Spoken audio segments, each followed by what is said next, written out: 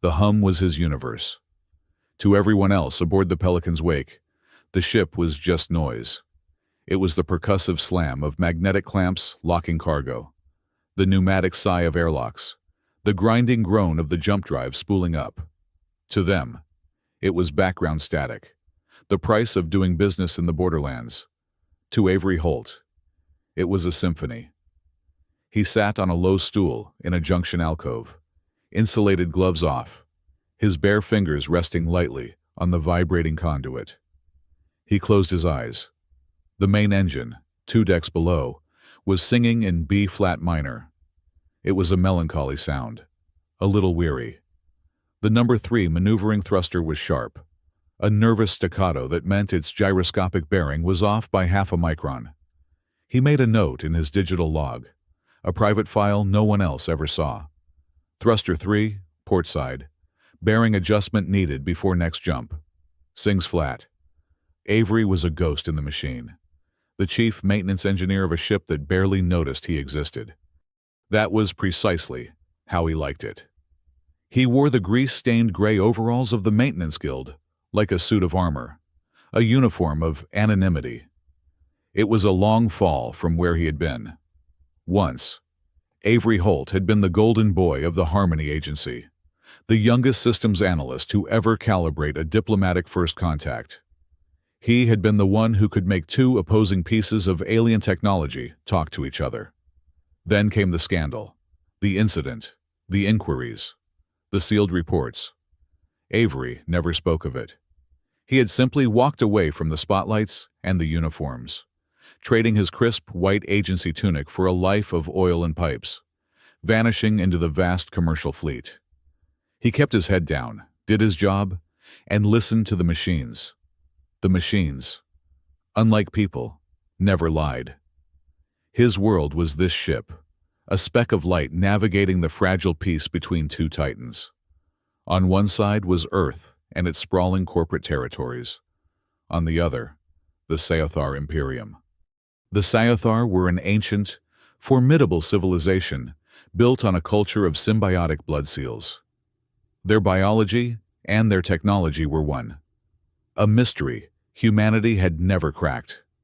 The only thing keeping them from each other's throats was the Earth-Sci-Fi Treaty, a precarious document that felt more like a ceasefire than a friendship.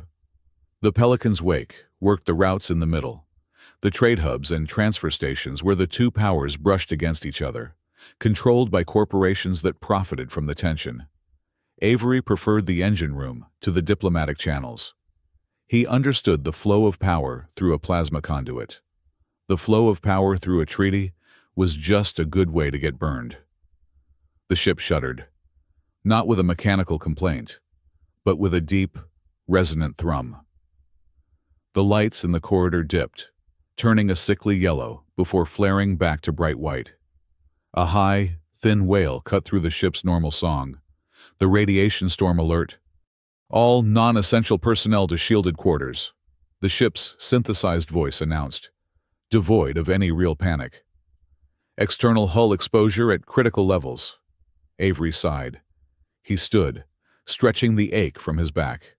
It had been a long shift, almost 14 hours. The storm meant the jump would be delayed. He wiped his hands on a rag, the coarse fabric scratching his skin, and began the long walk back to his bunk. The crew habitat was deep in the core of the ship, wrapped in the densest layers of shielding. Avery navigated the utilitarian corridors, his boots echoing on the metal deck plates. He disliked the storms. They made the ship's song discordant, filling the harmonics with static and fear. His cabin was small, barely a closet, with a tiered bunk bed he had to himself and a single locker for his possessions. He keyed in the access code. The door slid open with a familiar hiss, and he froze. The room was dark, save for the faint red glow of the storm alert panel. Something was wrong. The air was different, thicker. He could smell ozone and something else, something metallic and alive. There was a shape huddled on his lower bunk, wrapped in his own thermal blanket. Avery's hand drifted toward the heavy wrench clipped to his belt. He did not move further into the room. "All right," he said, his voice low and steady. "Ship's locked down. Nowhere to hide. Come on out." The blanket rustled. A small head emerged. It was not human. It was a child. A girl. Perhaps 6 or 8 years old by human standards. Her skin was a pale mosaic of fine, silver scales that caught the red emergency light like tiny mirrors. Her hair was a shock of white, braided with what looked like fiber-optic threads, and her eyes, wide with terror, were a brilliant, impossible blue. A Sci-Fi. Here, in his bunk. Avery felt the blood drain from his face. This was not possible. Sci-Fi did not travel on human freighters, especially not Royal Sci-Fi, and he knew the markings. The silver scales, the bioluminescent tracers in her hair. This was a high bloodline. The girl scrambled back against the bulkhead, pulling the blanket tighter. She was trembling so hard, the bunk frame rattled. I am, she stammered. Her human standard clipped and precise, laced with an alien cadence. I am Princess Astrin. Avery kept his voice calm, the way he would soothe a critical engine. Okay, Princess Astrin. I am Avery Holt. I maintain this ship. What are you doing in my room? Avery knew the name. Everyone in the Borderlands did. The White Bone were Sci-Fi purists, a fanatical sect that believed any contact with humanity was a corruption. They wanted the treaty broken. They wanted war. Before he could ask another question, the universe exploded.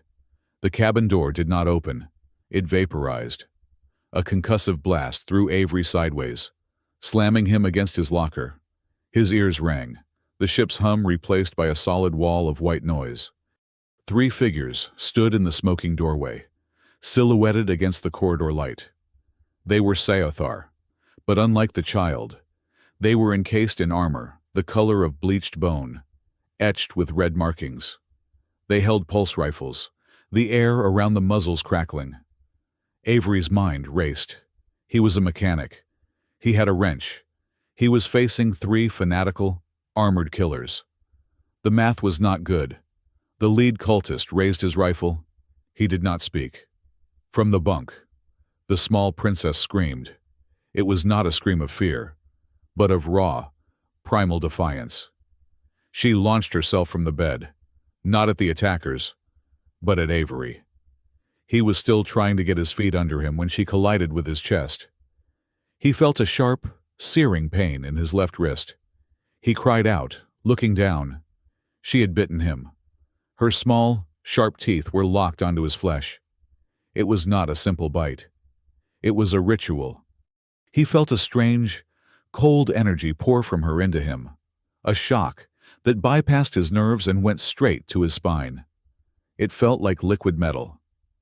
The cultists stopped. The lead attacker let out a choked sound, a mix of horror and rage. Then every alarm on the Pelican's wake went off at once. The walls of Avery's tiny cabin lit up. A crimson hologram, the formal crest of the Earth Sci-Fi Treaty, bloomed in the air between them. It was flashing. Urgent. Treaty violation. Article 4. Biological aggression. Unlawful genetic transfer. Avery stared at his wrist. The princess had released her grip, where her teeth had been. 4 small puncture wounds glowed with a faint, blue light. The light was pulsing in time with his own heartbeat. "You fool!" the lead cultist roared, his voice a synthesized growl from his helmet. "Do you know what you have done?" But he did not shoot. He and his comrades looked at the glowing mark on Avery's arm with something like religious terror. The ship's internal speakers crackled, overriding the alarms. It was not the ship's calm voice. It was a man, his voice tight with authority and ice. "This is Emissary Halden Price of the Earth Harmony Agency. Pelican's Wake. You are under treaty interdict. All systems are locked. All crew are to stand down. Mr. Avery Holt, You are to surrender the Seothar asset immediately. You have compromised interstellar peace." Avery's blood ran cold. Halden Price. He knew that name. Price was the man who had overseen the inquiry, the one who had signed Avery's dismissal. Before Avery could even form a thought, a second channel blasted open. This one, Seothar. The speaker was guttural, imperious. "This is the Seothar Royal Fleet. A blood seal of the highest order has been enacted. The human designate is now under imperial protection. Any who interfere with the bond, any who attempt to separate the sealed, will be met with terminal force. We consider any such act a declaration of war against the royal line." Avery looked at the cultists, who were now backing away slowly, their rifles lowered. He looked at the glowing blue marks on his arm. He looked at the small, terrified princess, who was now clinging to his leg, as if he were the only solid thing in the universe. One side wanted to arrest him for biological aggression. The other wanted to kill anyone who tried. The cultists in front of him wanted him dead for being sealed at all. He was trapped. The entire ship, the entire crew, was trapped with him. His instinct, his deepest programming as an engineer, screamed at him. When a system is broken, you fix it. When a line is breached, you protect it.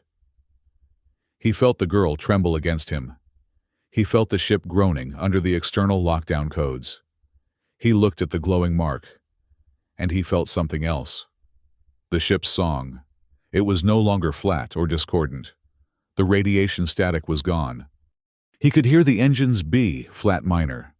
But beneath it, he heard the hum of the life support, the electrical whisper of the data network, the deep thrum of the locked magnetic clamps. He heard them all, not as individual noises, but as a single, complex, breathtaking chord. It was music. The lights in the corridor outside flickered, the damaged panel from the blast threatening to fail. Avery looked at it. He felt the flow of energy to the panel, a thin, wavering thread in the song.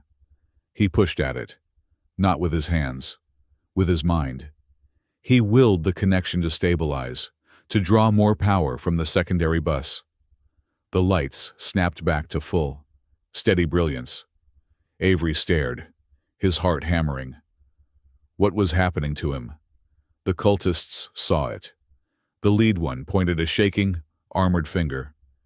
"He is a resonant. The seal has woken. He is an abomination." They raised their rifles, but Avery was already moving. He grabbed Astrid, tucking her behind him. His mind was clear, focused. The dilemma was gone. Hand her over. He could not. They would kill her. The agency would dissect her.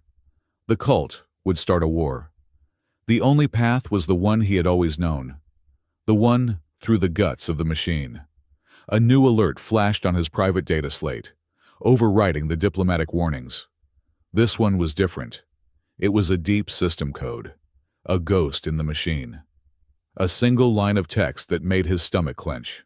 Treaty codicil, dormant clause, activated, nullification of alliance, status, taboo violation. His slate's proximity sensors lit up.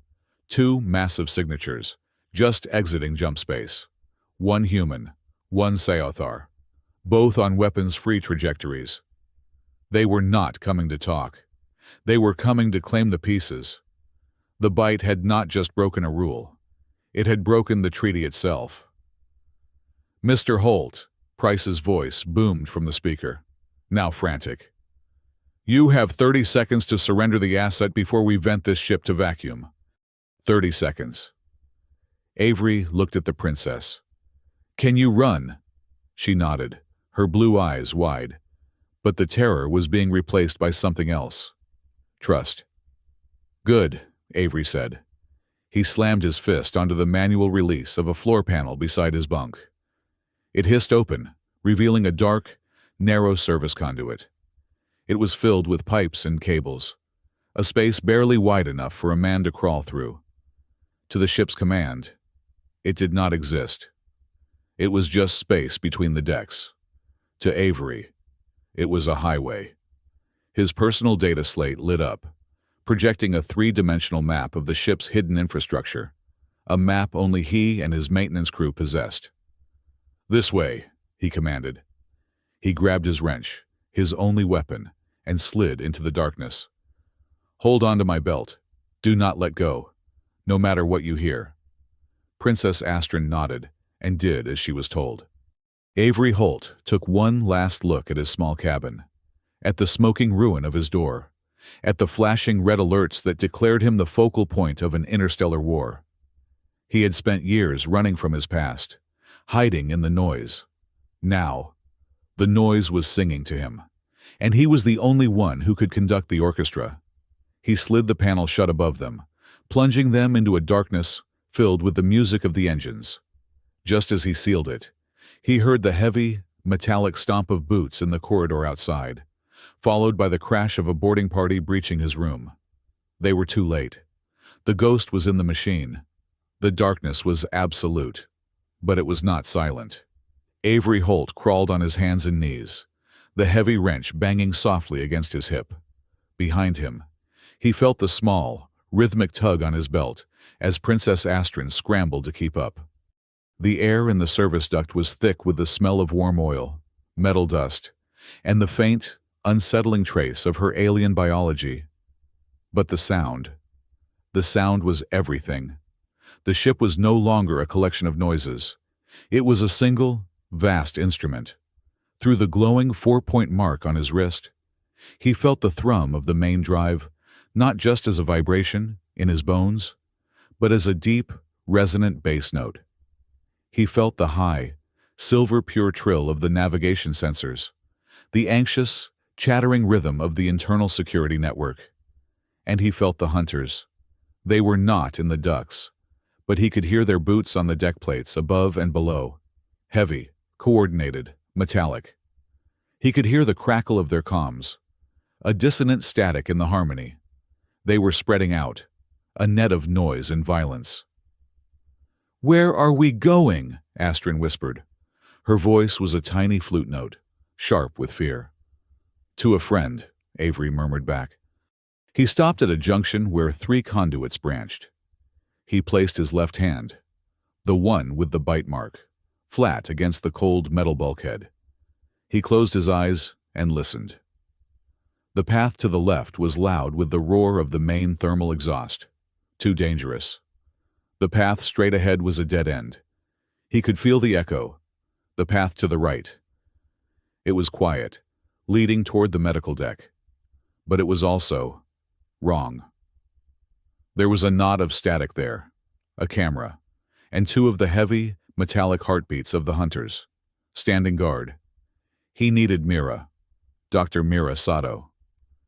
The name felt strange in his mind after so many years. She was the ship's chief medical officer, the only other person on the Pelican's wake who had known him back at the agency. Their parting had been complicated. It involved a sealed report and a slammed door. But he knew 2 things about Mira. She was the sharpest mind he had ever met, and she never, ever panicked. He could not go to medbay. It was compromised. He had to bring her to him. He felt along the wall until his fingers found a small, unmarked data port, a diagnostic line for engineers. He pulled his slate from his pocket. The screen's light was blindingly bright in the pitch black. He shielded it with his body, tapping in a code. The official comms were locked by Halden Price, but this line sang a different song. It rang directly in the medical officer's private office. Mira Sato was furious. Her terminal was a wall of red alerts: treaty violation, ship interdict, quarantine. She had been locked out of her own biomonitors, her access overridden by some high-level agency protocol. She was trapped in her office, and she could hear the stomp of armored boots in the main corridor. Her private engineering line chimed, a line no one ever used. She accepted the call. No video, just audio. "Who is this, Mira? It's Avery." Her breath caught. Of all the days, of all the apocalypses. Avery. What in the nine hells is going on? They are saying you started an interstellar war. It sounds like you. It's complicated, he whispered. His voice was tight, strained. Are you alone? I am locked in my office. There are soldiers, armored, not agency. Black-tide mercenaries, Avery said, and Mira's blood chilled. Black-tide meant corporate money, serious money. And Sci-Fi cultists. They are working together. Listen to me. I need you. I have the asset, the one they are talking about. She's a child, Mira. A child. A Southar princess. Her name is Astrid. She's with me. Medbay is watched. Can you get to thermal regulation duct C12, section 4? It's the one behind the old atmospheric processor display. Mira's mind flashed to the schematics. She knew that duct. That's 3 decks down. How am I supposed to… Avery, there are men with pulse rifles outside my door. I know. I'm watching them. What? Just trust me. In exactly 1 minute, the fire suppression system in that corridor is going to dump 5,000 liters of foam. It will not hurt them, but it will make them blind and angry. When it hits, you go. Go left, to the service stairs. C12, section 4. I will be there. Avery, how can you possibly… Go, he hissed, and cut the connection. Avery turned his attention back to the ship's song. He could feel the fire suppression system. It was a coiled snake of pressurized pipes, its electronic trigger waiting for a signal. He could feel the trigger. It was a single, high C-sharp note. All he had to do was sing it. He focused his will, pushing the resonance from his bite mark through his hand into the ship's network. He felt for that C-sharp and pushed. In the corridor outside Medbay, the 2 black-tide mercenaries looked up as a piercing alarm blared. Before they could react, nozzles in the ceiling exploded, and the world vanished in a mountain of thick, white, suffocating foam. They shouted, their voices muffled, their vision gone. The door to Mira's office hissed open. She slipped out, pressing herself flat against the wall, wading through the rising tide of foam. She held her breath and ran, her heart pounding a frantic rhythm against her ribs. Avery, Astrid, and Mira met at the rendezvous. Avery pulled the grate open, and Mira tumbled inside, gasping. She was soaked, covered in foam, but her eyes were clear and furious. She was a tall woman, with sharp features and dark hair pulled back in a severe bun that not even a foam deluge could entirely undo. Avery Holt, she panted, wiping foam from her face. You have 10 seconds to explain yourself before I deck you. Then, she saw the small, silver-scaled girl hiding behind him. Astrid's blue eyes were wide with fright. Oh, Mira said, all the anger vanishing, replaced by the cool assessment of a doctor. Okay, she's terrified. And you? What happened to your arm? Avery looked at the glowing blue marks on his wrist. She bit me. Mira knelt, her voice softening. Hello, Astrid. I am Dr. Sato. Can I look at you? Are you hurt? Astrid peeked out from behind Avery. You are his…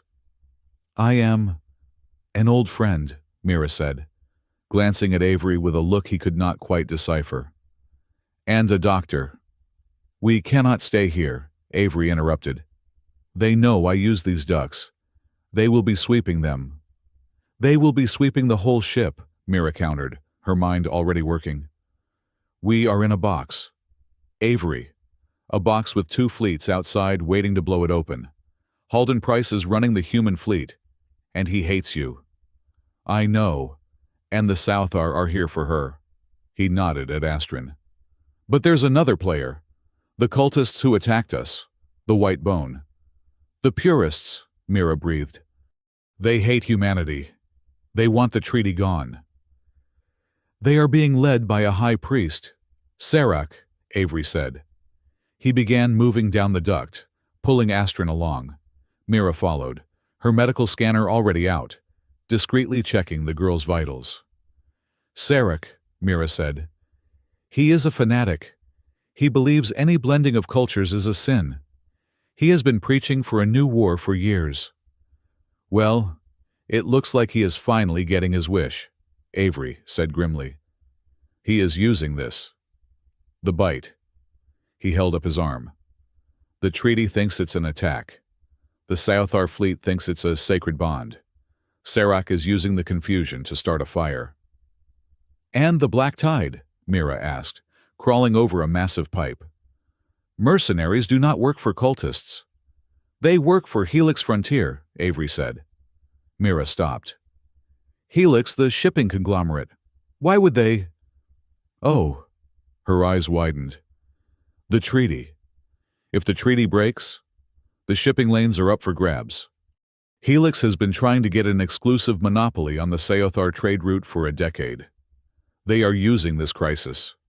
They probably activated some secret treaty guardianship module to justify their presence, and hired Black Tide to secure the asset.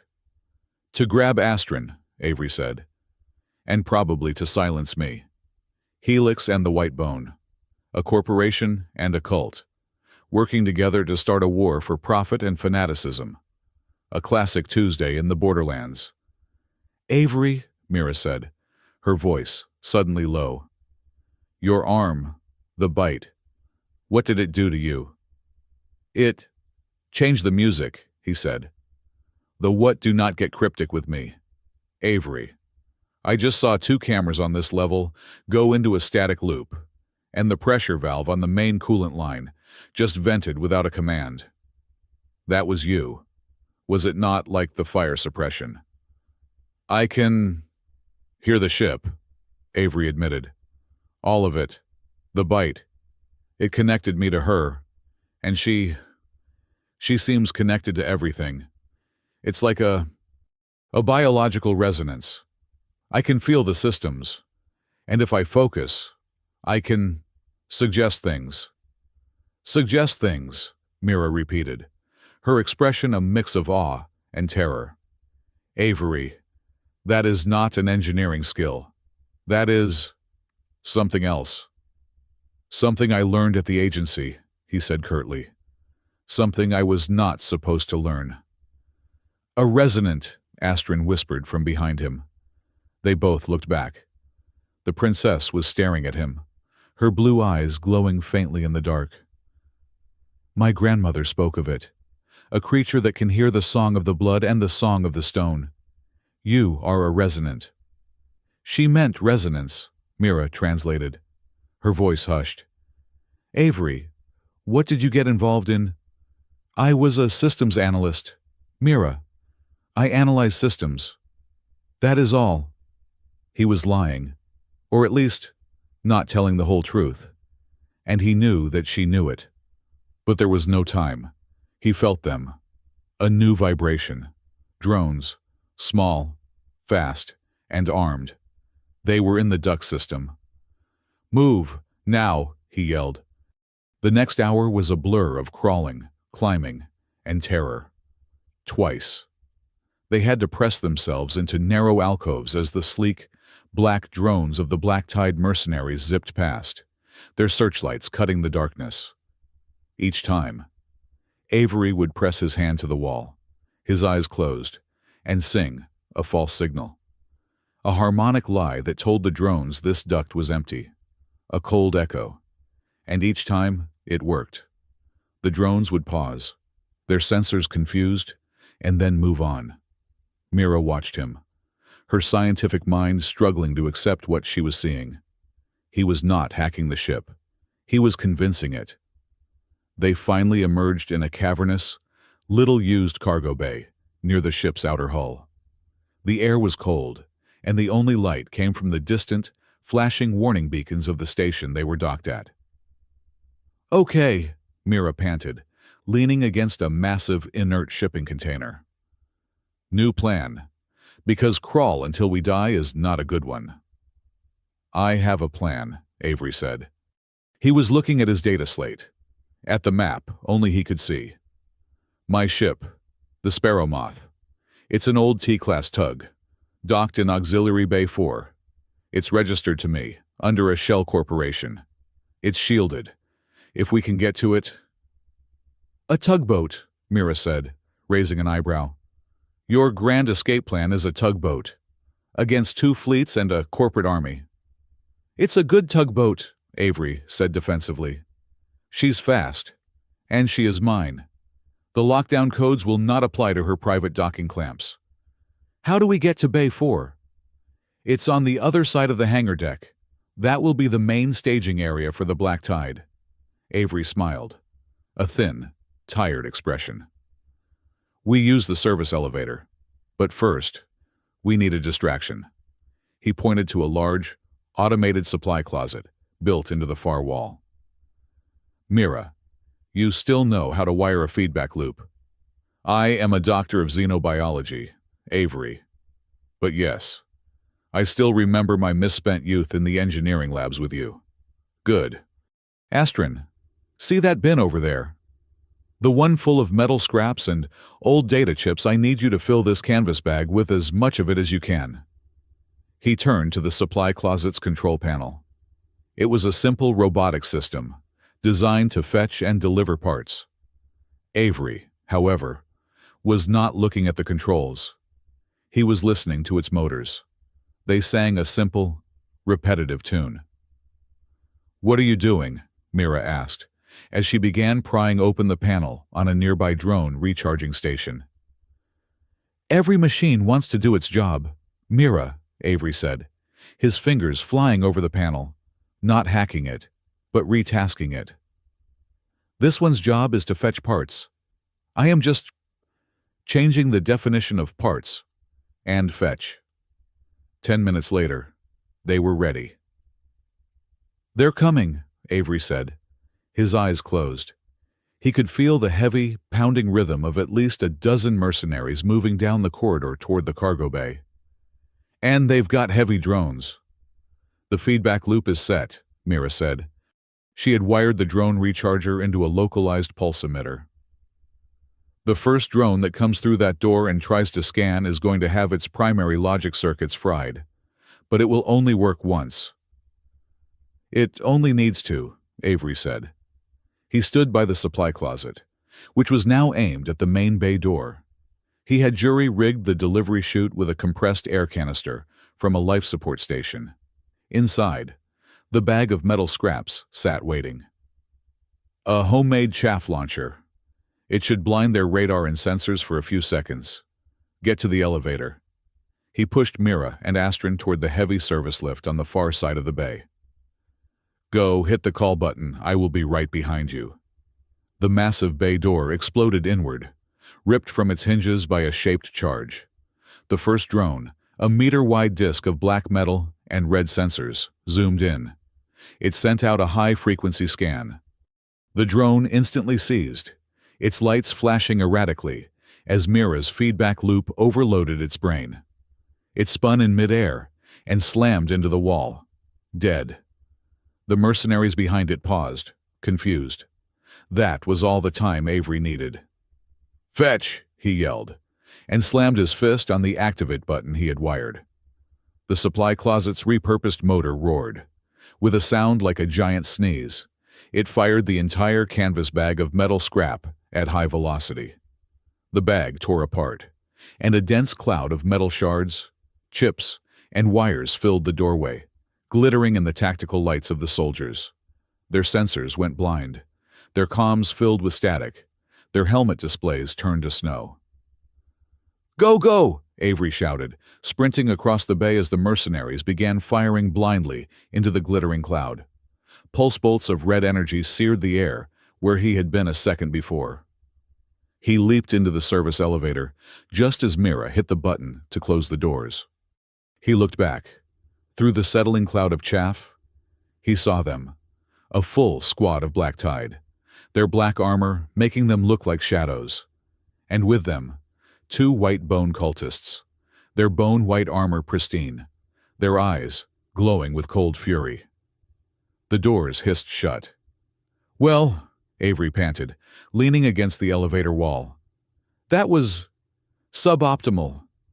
Mira was checking Astrid, who was trembling but unharmed. "Suboptimal. You just declared war on a corporation and a cult, using junk metal and a closet." She looked at him, and for the first time, a small, weary smile touched her lips. "You always did know how to make an exit, Avery." "I try," he said. The elevator rumbled, descending toward the auxiliary bays. "Avery," Mira said, her voice serious again. "What Astrid said. Blood protector. What does it mean?" Avery looked at the princess. She had stopped shaking. She looked up at him, her gaze unsettlingly direct. "It is a plea," Astrid said, her voice quiet but clear. "From the old times, before the treaty, when a royal bloodline was in mortal danger, and there was no one left to trust, they could enact the Kavath, the seal of the protector. It is a cry for help, a bond of last resort. So the South are fleet. They're here to save you," Mira asked. Astrid shook her head, her white, fiber-optic braids rustling. "They are here to save the bloodline. They will answer the call. But my court, the politicians, they will be furious.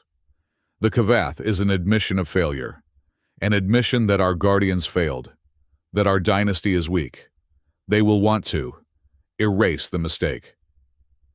"Erase you," Mira breathed. "And him," Astrid said, pointing to Avery. "To sever the bond is to sever the arm that holds it. They will deny the Kavath. They will say he attacked me, just as your fleet says. It is the one thing they will agree on." Avery stared at the wall. "So they both want me dead. And the cultists want us both dead. And Helix wants you as a specimen, and me as a loose end. Fantastic. Any other good news?" "Yes," Mira said, her voice grim. "I was running a trace on that treaty codicil, the taboo violation that nullified the alliance.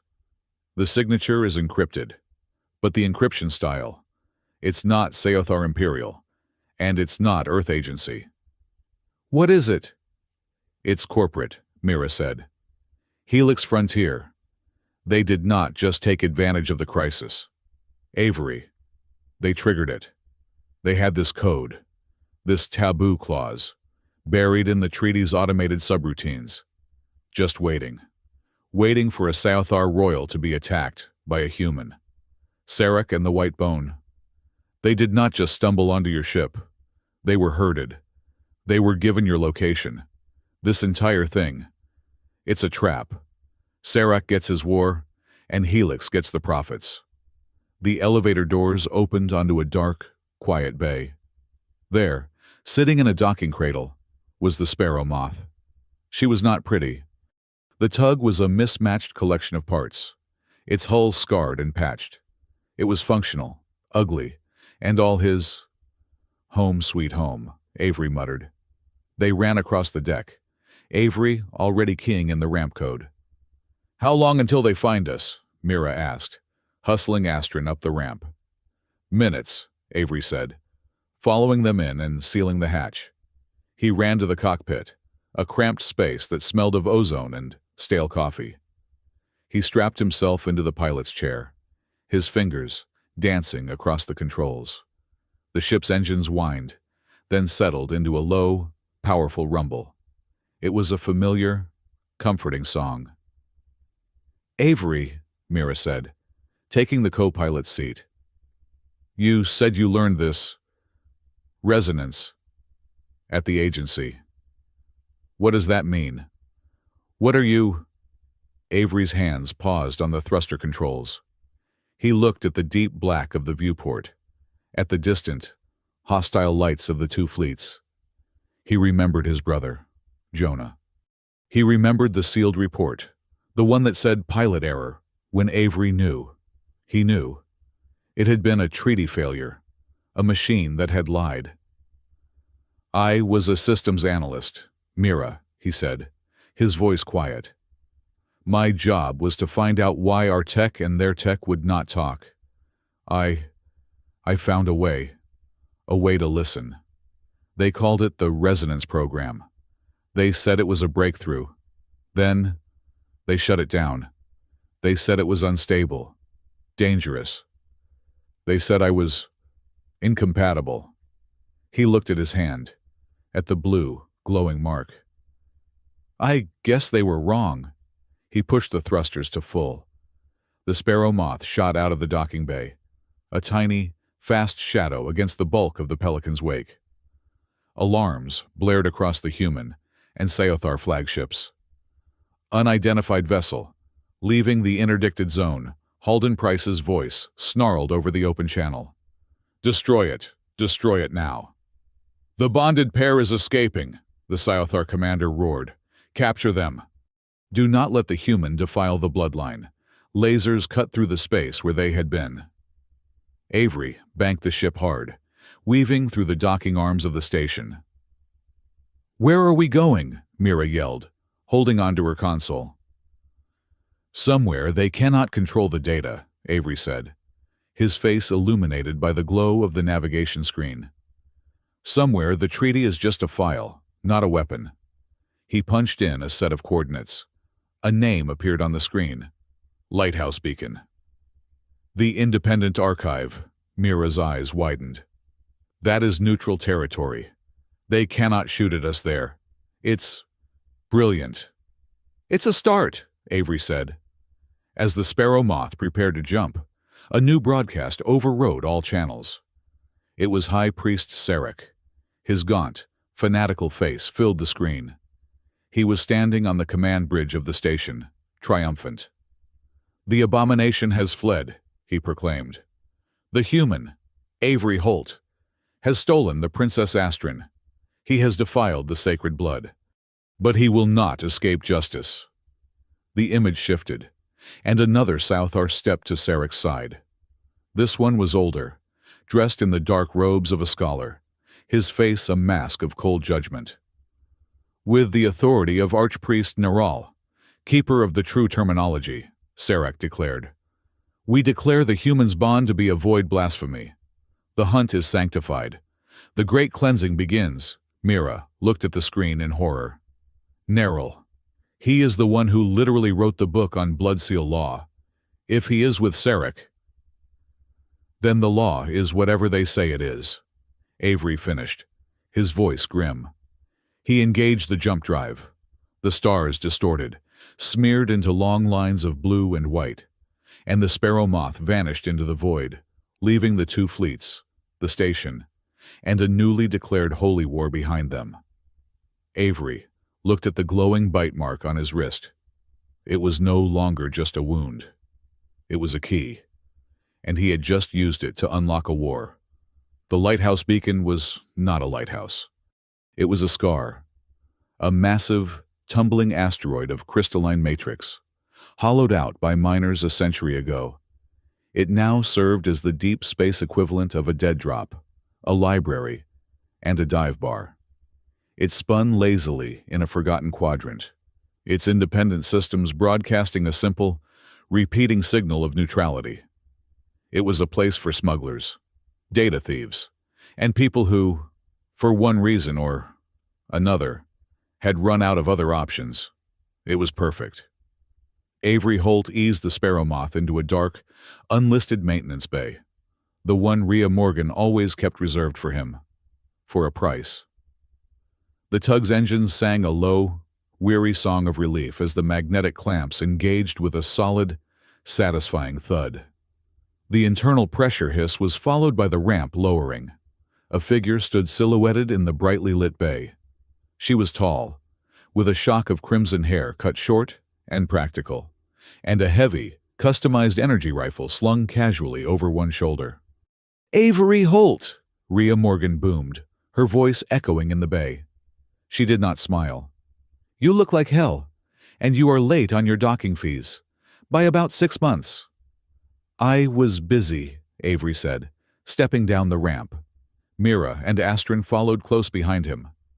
Rhea's eyes flicked to Mira, then to the small, silver-scaled Sci-Fi princess. Her professional calm cracked. "Avery, what, in the name of the cold void, have you brought to my station?" "A complication," Avery said. "Rhea, this is Dr. Mira Sato, and this is Princess Astrid."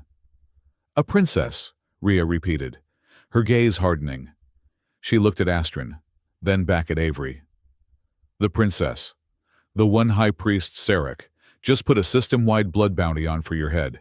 The one that has 2 fleets and a corporate armada tearing the borderlands apart." "That's the one," Avery said. "We need a secure terminal. And a very good firewall. And maybe a mechanic." "You are a mechanic, you idiot." "Not that kind." Avery pointed at the bay's main power conduit, which was sputtering, its rhythm off-key. "That panel is about to cascade. Your primary voltage regulator is crying for help. Gunner around." Rhea let out an exasperated sigh, but her eyes followed his gaze. "How did you—" "Never mind. Pike," she yelled over her shoulder. "Get in here. Holt's found something else for you to complain about." A mountain of a man emerged from a side office, wiping black grease from a thick beard. Gunner Pike looked like he had been built from the same spare parts as the station. He was huge, dressed in heavy, scorched overalls, and had a face that looked like it had lost a fight with a plasma cutter. He squinted at Avery. "Holt, you are back. That means something expensive is broken." "And something dangerous is hunting us," Avery said. "Gunner, Rhea, we need help. We are not just running. We are trying to stop a war. A war that Helix Frontier and the White Bone Cult started." Rhea's expression changed. The mercenary captain vanished, replaced by the shrewd information broker. "Helix? Now I am interested. The bar is closed. My office. Gunner, watch the door. And fix that damned regulator. Holt is making my station sound bad." Rhea's office was a mess of holographic charts, scavenged tech, and weapons. She poured 3 glasses of a pale amber liquid. She slid one to Avery, one to Mira. "She cannot have any," Rhea said, nodding at Astrid. "I prefer coolant," Astrid said quietly, looking around the room with intense curiosity. Rhea almost smiled. "I like her." "All right, Holt. Talk. What does Helix get out of this?" Mira took the lead, her voice crisp and precise. "Control. The entire incident on the Pelican's Wake was a setup. Helix colluded with Sarek to create a treaty violation. They used a dormant codicil to trigger an automated nullification of the Alliance. Their goal: destabilize the region, break the treaty, and when the dust settles, Helix Frontier, as the sole, neutral provider of security and logistics, steps in. But it's more than that," Avery added, leaning forward. "The bite. The Sci-Fi blood seal. Helix does not just want the shipping lanes. Rhea. They want her. They want the biological weapon." Rhea swirled her drink. "Blood seals as weapons. The old nightmare. I thought that was just propaganda." "It is not," Mira said. "The resonance, as Avery calls it, is real. I have been monitoring him. The bond with Astrid has unlocked something in him. An ability to interface with technology on a biological level. It's not just a key. It's an operating system. If Helix could weaponize that, replicate it." "They would be unstoppable," Rhea finished. "They could turn any ship, any station, any defense grid against itself. No wonder they hired Black Tide. Okay, you need a terminal. The Beacon's archive is yours. It is one of the few places that keeps an unredacted, read-only copy of the original treaty, from before the corporations started adding footnotes." For 6 hours, they worked. Mira and Avery sat side by side at the main console, the air thick with the smell of old data servers, and the low hum of the station's core. "I am in," Mira murmured, her fingers flying across the holographic interface. Accessing the treaty archives, going back, before the last 20 amendments, before the corporate stewardship riders, looking for the original document. Article 4. Biological contamination, aggression. Got it. A holographic page, glowing in the dark, filled the screen. It was written in the precise legalism of Earth Standard and the flowing, complex sigils of the Seathar. Avery read the line, and then read it again. "That's it." "That is it," Mira said, her voice tight with anger. "The original clause. In the event of an unsanctioned biological transfer, including royal blood seals, the bonded parties are to be placed in diplomatic protective custody, pending a hearing by the Joint Council. That is it. Custody. Not war. Not taboo. Protective custody." Then the taboo violation was a forgery, Mira said. A piece of malicious code inserted into the treaty's automated network. Not a law. Avery, a virus, planted by Helix. All it needed was a trigger. Astron's bite. The bite did not break the treaty, Avery said, feeling a cold weight settle in his gut. The treaty was already broken. The bite just set off the alarm. "I am running a trace on the forgery's cryptographic signature," Mira said. Her eyes narrowed in concentration. "It's deep, very deep, woven into the source code of the diplomatic network itself. This was not a recent hack. This was planned decades ago. It's signed, encrypted, but signed." "Helix Frontier," Avery guessed. "And Halden Price." Avery felt as if he had been punched. "Price. But he is agency. He is the definition of the treaty. He is also the one who signed off on Helix's treaty guardianship module 5 years ago," Mira said, pulling up another file. "He authorized their support role. He gave them the back door they needed. He is not just an opportunist. Avery. He is a conspirator."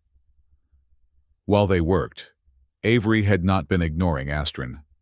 He had her sitting on a stool next to him, her small, silver-scaled hand resting on a diagnostic panel. "You feel that?" he had asked her earlier, tapping the panel.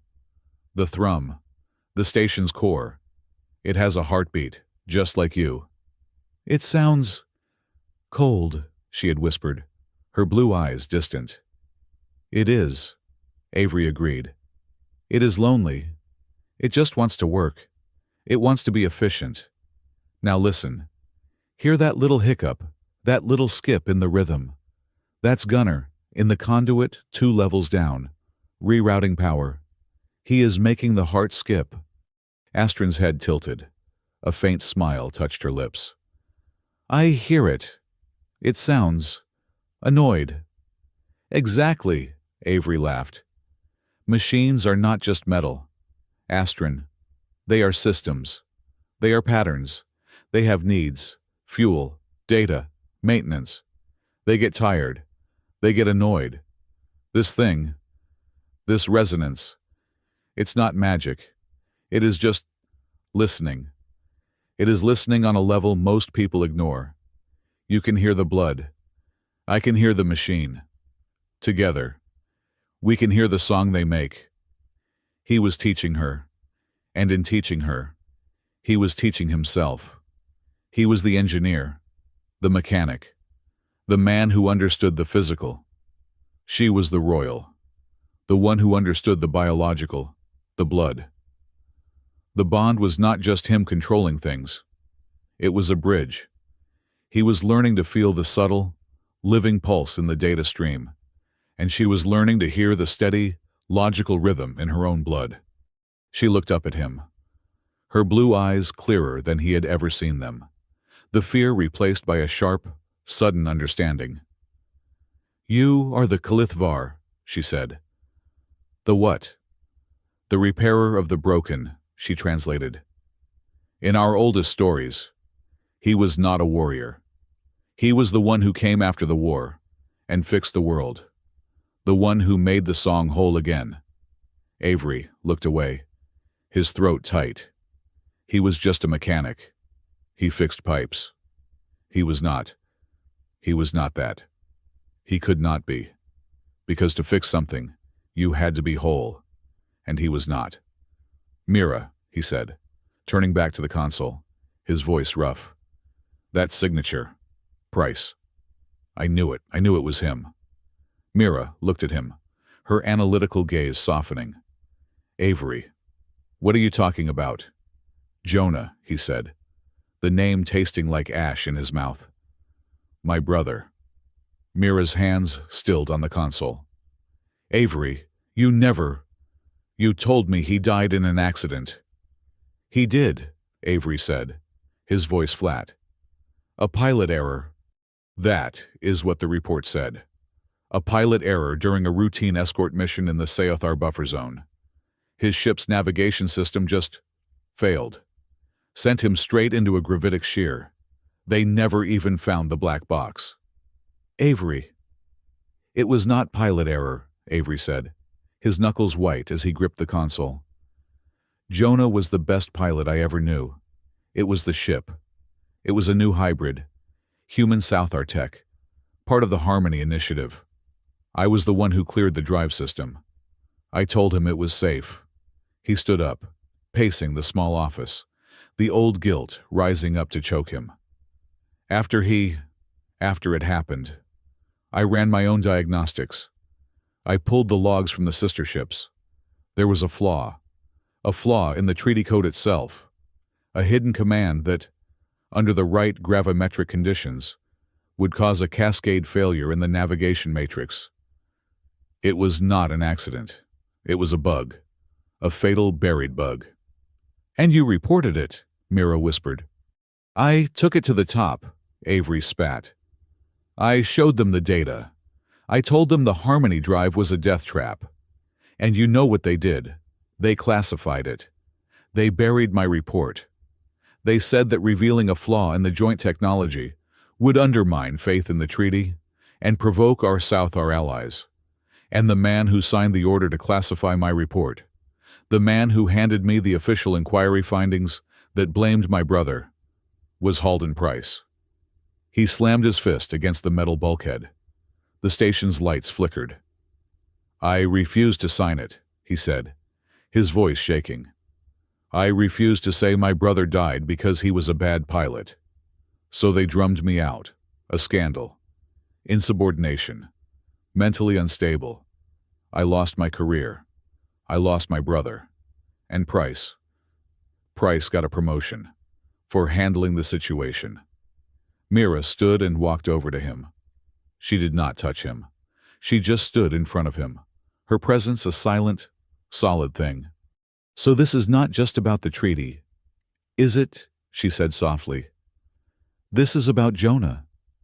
This is about a lie, Avery said. A lie that killed my brother. And now the same men are using another lie to start a war. It is the same broken machine. Mira. And I am tired of just patching the leaks. I am going to rip it out, roots and all. Before Mira could reply, Ria's voice crackled over the intercom. Company, Holt. And they do not look like they are here for a drink. Black Tide Squadron. Just dropped out of jump at the edge of the debris field. Avery ran to the command console. Astrid right behind him. The main viewport lit up, showing the tumbling, glittering field of rock and metal junk that shielded the beacon. And moving through it, sleek and black as night, were 3 Black Tide assault ships. He found us, Avery swore. Sarek's bounty. He broadcast our jump signature. They are hailing us, Gunner Pike's gravelly voice came over the comm. They are. Requesting, we hand over the fugitives. For the stability of the treaty. How very civic-minded of them, Mira muttered. They are blocking our jump vector, Ria said, her voice all business. We are trapped here. The beacon's defenses are just civilian grade. They will cut through us in 10 minutes. No, Avery said. He was looking at the debris field. Not if we do not play their game. That is not just debris. That is a junkyard. And a junkyard is a mechanic's home turf. What are you thinking? Rhea asked. Your station. The core. It sings. Right, Avery said. Gunner. How loud can you make it sing? What the engines, Avery said, his mind racing, the song of the station and the approaching ships filling his head. The main reactor. I do not want it to hum. I want it to roar. Can you overload the harmonic dampeners? Create a massive, broad-spectrum acoustic wave. Not a weapon. Just noise. Gunner was silent for a moment. Avery could almost hear the man's mind working. I could bypass the safety governors and vent the primary resonance loop. It would shake the station apart, son. And it would create an acoustic signature so loud, it would blind every sensor in this sector. Ours included. Do it, Avery said. Rhea, get your ship ready. The Crimson, we are going out. Out into a black tide squadron.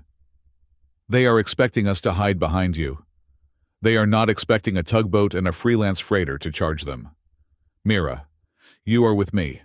Astrid, you are with Rhea. Her ship is tougher.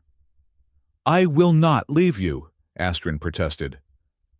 You are not, Avery said, kneeling to look her in the eye. You are my sensor array. The bite. It is a link. You will be on Rhea's bridge. I will be on mine. We will both be listening. When Gunner makes the noise, their sensors will go blind, but we will have the song. You will feel where they are. And you will broadcast that, through me, to Rhea. We will be the only ones who can see in the dark. Astrid's eyes widened. A duet. A duet, Avery agreed. Now go. Avery, Mira said, grabbing his arm as Astrid ran with Rhea. This is insane. This is beyond insane. It's just engineering, Mira, he said, giving her a tight, grim smile. With a bit of opera thrown in. Let's go. The Sparrow Moth and the Crimson Streak shot out of the maintenance bay just as Gunner Pike unleashed hell. It was not a sound. It was a physical force. The universe screamed. It was the sound of a star being born, amplified and focused into a chaotic wave of pure noise. On Avery's screen, the 3 black tide ships vanished, lost in a snowstorm of white static. All his sensors flatlined. The ship groaned around him, the metal vibrating so hard his teeth ached. But through the mark on his arm, through the screaming chaos, he heard 3 pure, terrified notes. The panic of the black tide engines. There. Rhea, hard to port, he yelled into his private comm. First target, closing on your left flank, I am taking the one on the right. I see him, Rhea's voice was tight. On her bridge.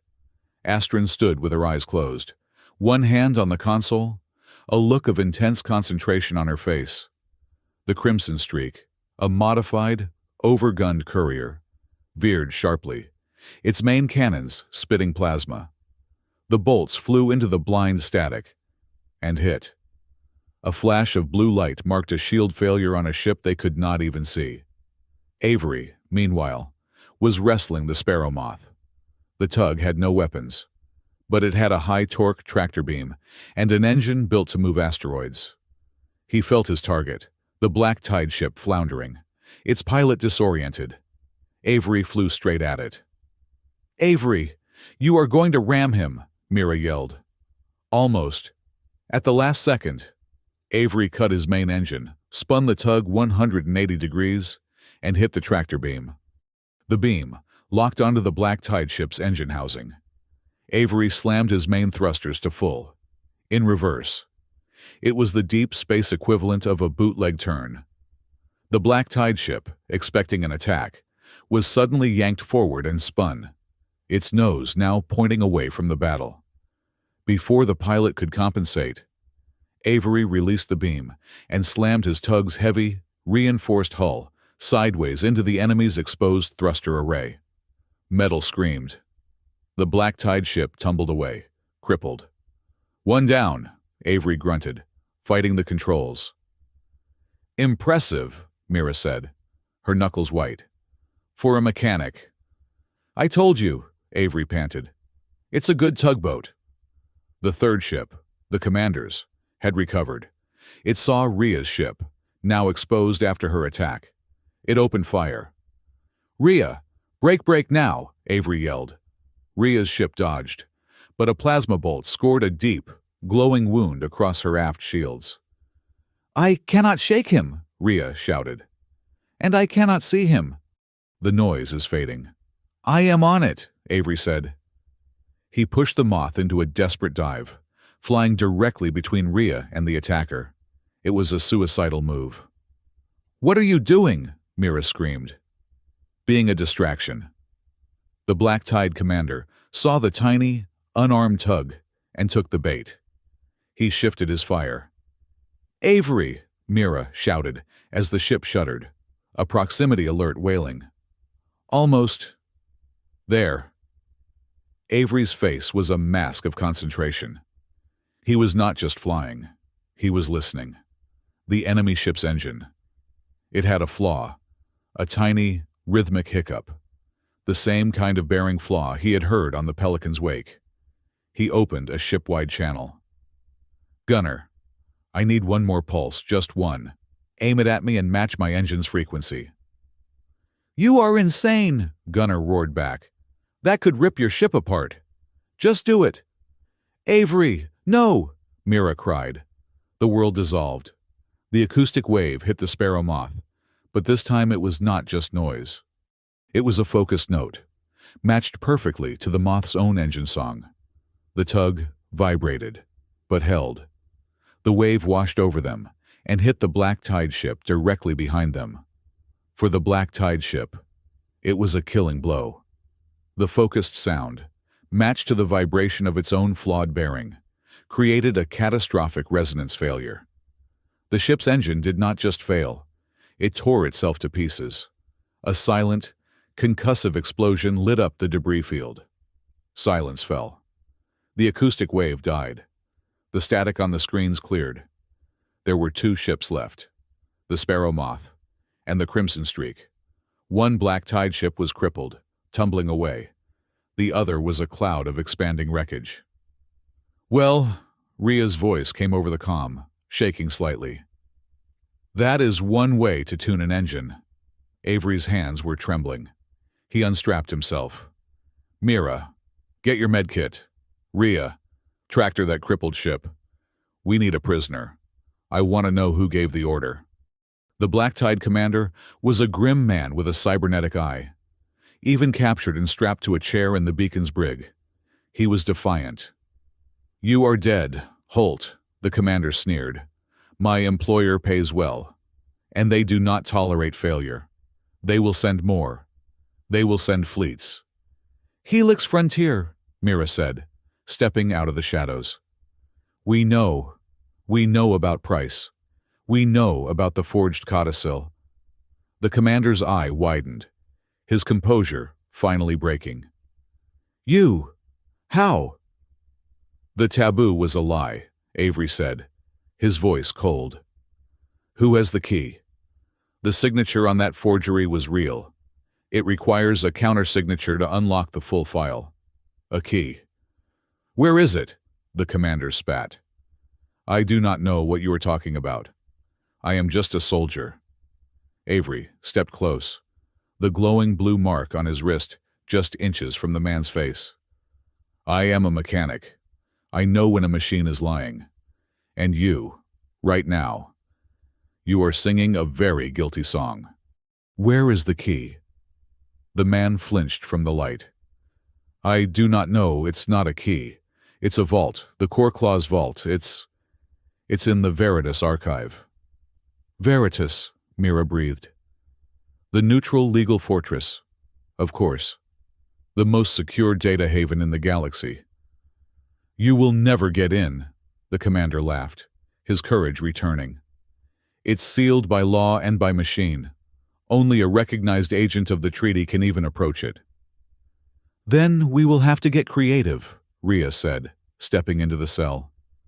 "Thank you for your cooperation." She leveled a stun baton at the man's neck, and he slumped, unconscious. "Rhea," Mira protested. "He's fine," Rhea waved her off. "He'll have a headache. We have a bigger problem. Sarek. He just made another broadcast." They returned to the command center. Sarek's face was on the main screen, but he was not on a ship. He was in a vast, crystalline chamber that seemed to glow from within. "He is at the blue chamber," Astrid whispered, her face pale. "The birthplace of the treaty. Our most holy site." "He has called for a purification rite," Sarek was proclaiming, his voice ringing with fanatical power. "A purification. In 3 days. We will gather to cleanse the bloodline of the human taint. We will burn out the blasphemy and sanctify the new war." "He is going to kill her," Avery said, "or use her in some ritual to make this war official." "He is not," Mira said, her hand on his arm. "Because we are going to Veritas. We are going to get that core clause. We are going to find the original, unaltered text of the treaty, and we are going to broadcast it to everyone." Avery looked at her. He saw the trust in her eyes. He saw the fierce intelligence. And he felt the old, cold fear. Jonah had trusted him, and Jonah had died. He was so afraid of losing her, too. He looked away, busying himself with the navigation console. "It is a long shot, Mira." "A legal fortress." "Avery," she said, her voice soft, making him look back. "You just took out 2 state-of-the-art assault ships with a tugboat and a rock song. Stop telling me what you cannot do." She was close. Close enough for him to smell the faint, antiseptic scent of her medkit. He started. "Mira, after Jonah." "I know," she said, cutting him off. "I know. You built walls. You hid in your engine room. You decided it was safer to fix machines than to care about people." She gently touched his hand, the one without the bite mark. Her fingers were warm. "But you are not just a mechanic, Avery. You never were. You are the man who came back for me in a foam-filled hallway. You are the man who is teaching a lost princess how to hear music in a machine. You are not broken. You are just bent. And that is okay." He looked at her, really looked at her, for the first time in years. The old connection, the spark they had shared in the labs back at the agency. It was still there, buried under years of his grief and her frustration. But it was there. "Okay," he whispered. "Okay, to Veritas. Then." He turned to Rhea. "We need your ship. And gunners. Unique talents. We are done running. We are going to break into the most secure building in the galaxy, steal the one thing that can stop this war, and broadcast it to the heavens, all before a fanatic priest holds a holy barbecue." Rhea Morgan grinned, a wolfish, dangerous expression. "Now you are finally speaking my language. Holt, gunner, fire up the good engines. We are going on a heist." The Veritas archive did not look like a fortress. It looked like a hospital for data, sterile, cold, and blindingly white. It hung in the black of space, a perfect sphere of polished ceramic and glowing light, bristling with sensor arrays that were not weapons, but auditors. They did not kill you. They cataloged you, billed you, and, if you transgressed, filed a legal injunction that would freeze every credit you had and lock every door you tried to open. It was a prison made of rules. Rhea Morgan eased the crimson streak into a commercial docking port, her forged credentials holding against the archive's automated scrutiny. The ship's internal speakers were quiet. "All right, Ria's voice was a low growl. All business. I am staying with the ship. I will be your eyes and ears out here, and I will keep the engines warm. Gunner, you are on distractions. Gunner Pike hefted a heavy bag that clanked with miscellaneous metal. I will find the main power junction. These corporate types, they always overshield their data, but they forget about the plumbing. I will give them a magnetic headache if they follow you. He gave Astrid a gap-toothed grin. You just yell, little one. Understood, Avery said. He looked at Mira. She had her medical kit slung over one shoulder and a data breaker in her hand. Ready. As I will ever be for breaking into the most secure legal vault in the galaxy, she replied, her voice dry. Let's go commit several felonies. Avery, Mira, and Astrid moved through the white, antiseptic corridors of Veritas. The air hummed, not with life, but with the sound of massive, silent servers processing trillions of legal contracts per second. The place was automated, devoid of staff. Cleaning drones zipped past, ignoring them.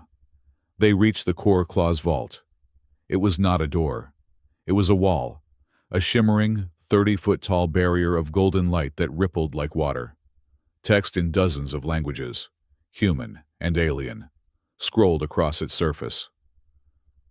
A self-executing contract, Mira breathed, her data breaker already scanning it. It's beautiful and terrifying. It's not just a lock, Avery. It's the law. If we try to force it, the contract executes. And the Archive's defenses will classify us as illegal entities and, well, erase us. It is waiting, Astrid whispered, her hand hovering near the light. It is asking for a key. Avery stepped forward. His data slate showed the same demand. Harmony. Key required. We do not have a key, Mira said, frustrated. We do not even know what it is. Yes, we do, Avery said. He looked at the glowing blue mark on his wrist. It's not a thing. It's a state. It is harmony. It's the song we make. He looked at Astrid. He said, the commander, that only a recognized agent of the treaty could approach. We are not agents. But this is the treaty, in our blood and nerves. It has to be. He held out his marked hand. Together, like at the beacon. Astrid nodded. She placed her small, silver-scaled hand in his. Avery placed their joined hands on the shimmering golden wall. The effect was instant. The scrolling text vanished, replaced by a complex, multi-layered geometric pattern. A lock. And in his head, Avery heard it. It was not a single note, but a chord of breathtaking complexity, a dozen different melodies all woven together. I hear it, he murmured. It's... The biosignature is Saothar, but the machine code, it's old agency. It's both. Can you... Pick it, Mira asked, her voice hushed. We can... Sing it, Avery said. He closed his eyes. He and Astrid focused, pushing their combined resonance into the lock. He pushed the machine song, the logic, the steel. She pushed the blood song, the life, the spirit. The pattern on the wall began to shift, to turn. The melodies in his head slowly aligning. That was when the music turned sour. A new sound entered the room. It was not from the vault. It came from the Archive's internal speakers.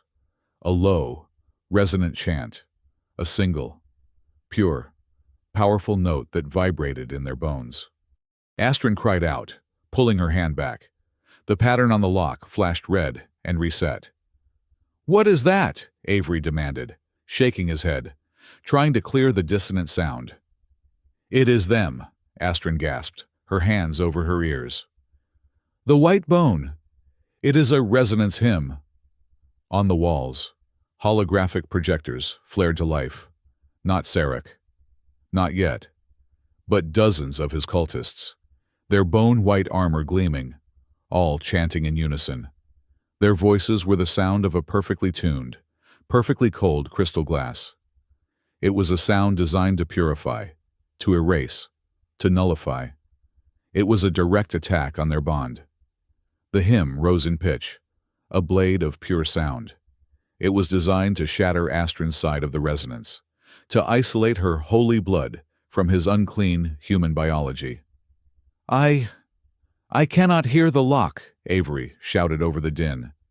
The harmony was gone, replaced by this sterile, overpowering chant.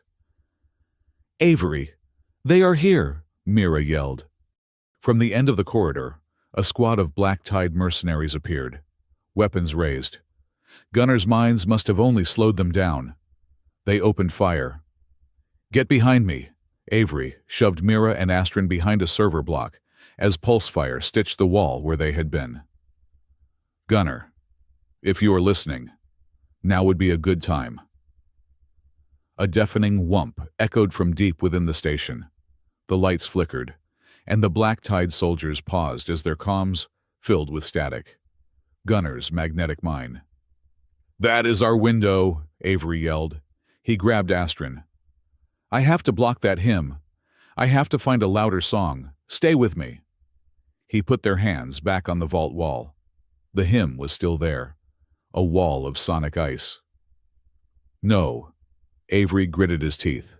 He closed his eyes, ignoring the pulse fire, ignoring the chant. He was an engineer. He knew this place. He did not care about their holy music. He reached out with his mind, his resonance, past the hymn, into the guts of the Veritas archive. He found it, deep in the station's core. The massive, gyroscopic stabilizers that kept the sphere in perfect balance. The bearings were old. One of them, one of the main shafts, was off balance by a micron. It was complaining. It was a low, rhythmic, grinding groan. It was the sound of a machine, desperate for maintenance.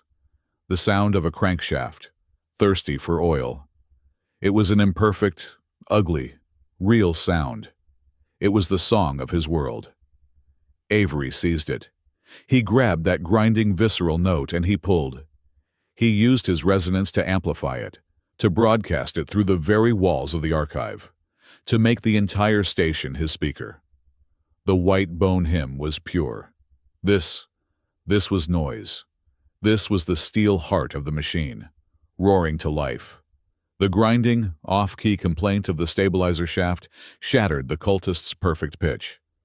Their chant faltered, their bioacoustic weapon broken by the sheer, stubborn, mechanical reality of a machine in need of repair. On the walls, the holograms of the cultists looked confused, their harmony broken. Now, Astron, now. Avery yelled. The lock was clear again. Together, they pushed. The melodies aligned. The complex geometric pattern spun faster and faster. And with a final, chiming click, it dissolved. The golden wall of light vanished. A dark, circular opening stood before them. The vault was open. At that exact moment, a new figure appeared on the holographic projectors. He was larger than life, dominating the room. High Priest Sarek, his face a mask of absolute fury. You! He roared, his voice echoing even over the sound of the grinding stabilizers. Abomination! You cannot stop it! He held up a glowing data crystal. The lie has stood for 50 years. It is more real than the truth behold. He slammed the crystal into a console. On every screen, a file opened. The taboo violation codicil. The one that declared Avery's bond a declaration of war. The alliance is dead, Sarek screamed, and he hit the delete key. The file burned on every screen. A public, symbolic execution. There is no going back, the war is sanctified. The cleansing is all that remains. He is destroying the evidence, Mira yelled. He is a fanatic, Avery said. He does not need evidence. He just needs a cause. Forget him. Mira, the console. Find the core clause. They ran into the dark vault. It was a single, vast room, its walls lined with glowing data cores. In the center sat a single terminal. Mira's fingers flew, the data breaker connecting. I am in. This is it. The core clause. The original, unamended file. I am decrypting the header. Avery. Avery. Look at this. He looked at the screen. It was the signature line. It is not signed by the Seothar Imperium, Mira whispered, her face pale. And it is not signed by the Earth Harmony Agency, the original treaty. It was not a pact between two governments. Who signed it? It is one signature, she said, her voice filled with awe. Just a title. The original witness. Before Avery could even process what that meant, the world exploded. A massive blast tore through the far side of the vault. It was not Gunner. It was Black Tide. They had breached the vault from a secondary maintenance tunnel. They blew the wall, Avery shouted, grabbing Astrid, shielding her as debris rained down. The vault's automated defenses kicked in. Klaxons blared. Contract violated, a machine voice boomed. Breach detected. Sealing vault. A massive, 10-foot-thick bulkhead of reinforced metal began to descend from the ceiling, sealing the breach, and sealing them in. We have to go, Avery yelled, pulling Mira toward the main entrance. Then a secondary explosion, this one from above. A massive support beam, dislodged by the blast, groaned and tore free. It crashed down, slamming into the floor right between them and the exit. Avery and Astrid were thrown back. Mira was on the other side, and she was not getting up. Mira! Avery screamed. She was pinned. The massive beam had trapped her leg. She was conscious, her face white with pain, frantically trying to pull herself free. Avery, go! She yelled, her voice strained. Get the file, get out of here. Avery looked at the main vault door. It was also closing, a slow, unstoppable slab of metal. They had maybe 40 seconds. He looked at the console, the core clause file, the truth. The one thing that could stop the war. It was right there. He looked at Mira. She was his past. She was the one person who had seen him before the fall, and who had come back. She was the one who had told him he was not broken. He made the choice. Astrid, with me? He roared. He abandoned the console. He ran to the fallen beam, the main vault door grinding shut behind him. He had 20 seconds. He shoved his heavy wrench, his only tool, into the gap between the beam and the floor. Push! He threw his entire weight against the wrench. The metal groaned. The beam did not budge. It is too heavy, he grunted. The song, Astrid said. Her eyes closed. She put her small hands on the beam. It is in pain. Avery felt it, too. Through his bond, he felt the stressed, screaming molecules of the metal. It was another steel heart. Help me, he yelled at the machine. He and Astrid pushed with their bodies and their minds. They did not just lift the beam. They convinced it, finding the one harmonic frequency that would allow it to shift, reducing its effective weight. The beam lifted, just an inch. Now, Mira crawl. Mira cried out in pain as she dragged her mangled leg free. Avery grabbed her, throwing her arm over his shoulder, half carrying, half dragging her. The door! Astrid shrieked. There was only a 2-foot gap left. Slide! Avery roared. He threw Mira under the door. She rolled through. Astrid dove after her. Avery went last, sliding on his chest, the multi-ton door scraping against the back of his overalls as it slammed shut with the final, echoing boom of a tomb. They were out. They were alive. The file was gone. The truth was sealed. They had failed. Black Tide. They are coming. Mira gasped from the floor. Avery scooped her up into his arms. She was lighter than he expected. Gunner, We are out. We need an exit now. This way, Astrid yelled, pulling him toward a small, unmarked panel. The vacuum tubes. The ones for the cleaner drones. They piled into a narrow, dark tube, sealing the hatch just as pulse fire began to melt the metal. With a lurch, the tube's internal transport system engaged, pulling them away through the station's hidden arteries.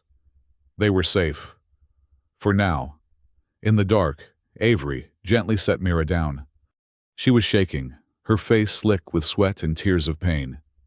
He was shaking too, not from fear, from rage, and from a profound, terrifying relief. He did not say anything.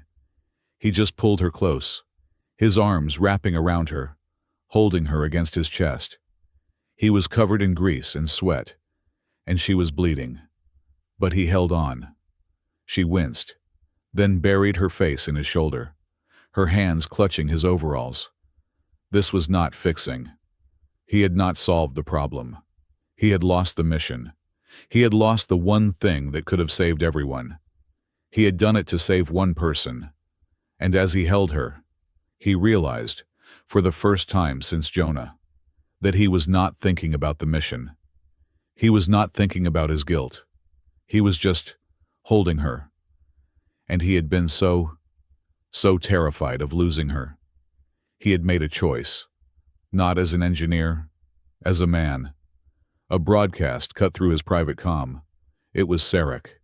His voice was calm, dripping with contempt and mockery.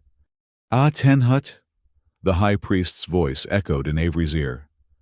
"A valiant effort, little resonant. But you chose, poorly. Sentiment, over victory, the human flaw.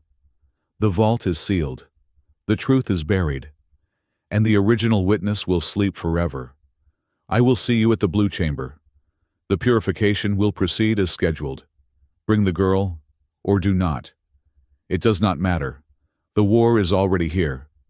The Blue Chamber sanctuary was not built. It had grown.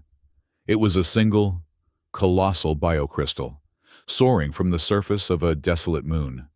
Its facets, catching the light of a distant star and turning it into a symphony of deep, resonant blue.